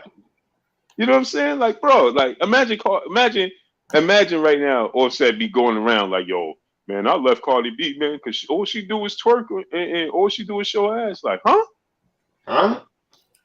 Bro, that don't even make sense. What you complaining for? You know who she was when you married her. That's your fault. It ain't her fault. But shit, let me get out of here, y'all. Pleasure kicking it with y'all, man. LV, appreciate y'all, man. Bet. Man, appreciate y'all coming through, man. Blue, give me some last words, man. Yeah. Hey, man, y'all already know, man. Salute to all my brothers, man. Salute all my peopleizations in the chat. Y'all know what it is, man. It's your boy Blue, man. Salute to my brother Stay Ready, Money. Everybody on the panel, LV, man. You know what I mean? Salute, man. Appreciate y'all 1000%, man. I love this boxing talk, man. Me too, man. If you're free tomorrow, come holler at me. I'm gonna go live tomorrow too. Yeah. Just hit me, text me when you're going, cause you know I be moving around, shucking and jiving. So you know what I mean. I got you. Just shoot me a text. Shoot me a text if you about to go on. All right. All right. All right. Peace to you. Get some last words, my brother. My round just beat Tampa Bay. 149 left, and we just won. Well, ain't over yet, though. But listen, man, beautiful build today, dog, with the brothers, man. Y'all continue to come through showing love, supporting us, dog. Like I say, without y'all, we is nothing. You understand? We is a big family over here. We ride for one another. I love this shit, dog. I'm so glad that I'm on the right side of history with the LDBC when a sucker was trying to turn me another way, you feel me? But we'll continue pumping out this real shit. Y'all follow me on Money Brown TV on Instagram at Money_the_writer. We did. We put in great work. We'll be back in December with the live streams. I'm pumping out videos left and right, man. Y'all support that shit. And it's all love, man. Keep grinding, Max. Support 503, support Blue. And it's just like that, man. Already 503, man. Close us out, family. Hey man, this has been another Ringside Views, man, with the LDBC Houston Hard Hitters, man. Much love to the whole chat. Everybody that came through showing love, man. Smash the like button, leave a comment down below, subscribe to my brother Stay Ready Boxing TV, man. Much love to the whole panel, man. Money Brown TV, Blue Blood Sports TV, LVZ, NBA Talk. Y'all be sure to subscribe to my brother Jab Jamboree, man, the Odd Fella War Report, you know what I'm saying? And of course myself, man, 503 Line, man. This was a good build, man. We got into a lot of good talks, man. At the end of the day, man, the reason why we so passionate about this stuff, man, we don't care about nobody money, none of these fighters' money, man. But we just want to get these fights done, man. So sometimes we got to take a deep dive into the boxing politics and promotions of it. You know what I'm saying? Because we want the fights just like y'all want the fights, man. You know what I'm saying? And we're going to continue to push, man, to get these fights, man. We want to, like Stay Ready say, you know what I'm saying? He don't want to continue to keep taking up for Terrence Crawford, but, you know, he want to see Terrence Crawford in the ring with the best, just like myself, man. We all come at it from different aspects and point of views, you know what I'm saying? But we all got one common goal, and that's to see all these fighters in the ring fighting each other, man, whether it's Spence, AJ, Canelo, Bud, Danny, Porter, whoever it may be, Teofimo, Devin, you know what I'm saying? We all want to see these fighters fight, man, and that's what it come down to, man. But catch us tomorrow on the next one, man. We'll be back 8 o'clock, you know what I'm saying? Fuck with my brother. Fuck with my brother, Stay Ready Boxer TV, man, and we up out of here, man. Peace. Hey, when you coming back? I'll probably be live Wednesday, man, because I got practice tomorrow too. So I probably won't do no live stream tomorrow. If I do, it'll be in the morning. But if not, I'm gonna be back Wednesday for sure. Already. Man, I appreciate you coming through. I appreciate Money. I appreciate Act, Odd Fella, LVZ, Blue Blood, man. I appreciate everybody that came through today. Supreme Beast. Man, shout out to y'all. Shout out to everybody in the chat. This was a live-ass show. Make sure y'all like, comment, and share this video on all your social media platforms to help with the visibility of the show, man. It helps grow me because I'm trying to do better and be more active on this thing, man. I appreciate everybody that came through. Make sure y'all subscribe if you haven't already. Hit that bell icon so you can get the notification, man. Shout out to the LDBC. Shout out to Trill Media. Shout out to all my brothers that was on the panel. And, man, it's your boy Mac with Stay Ready Boxing TV, man. You ain't got to get ready if you stay ready, family. Peace. And follow my boy Stay Ready Boxer. He's the best. Let's go, champ. You ain't got to get ready, stay ready. You ain't got to get ready, stay ready. Hey, you ain't got to get ready, stay ready. I'm all about business, somewhere in the trenches. Moving weight, I'm on my 24-hour fitness. I don't need a witness, moving with the quickness. Was off the porch when you was on the playground bench. Block bleeding, smoking trees, eyes Chinese. High speed, singing every lick walking by me. I'm sticking to the code like a Siamese. Twin Glocks on me, shoot 'em up like some IVs. Pushing flowers, test me and you'll be pushing flowers. Smoking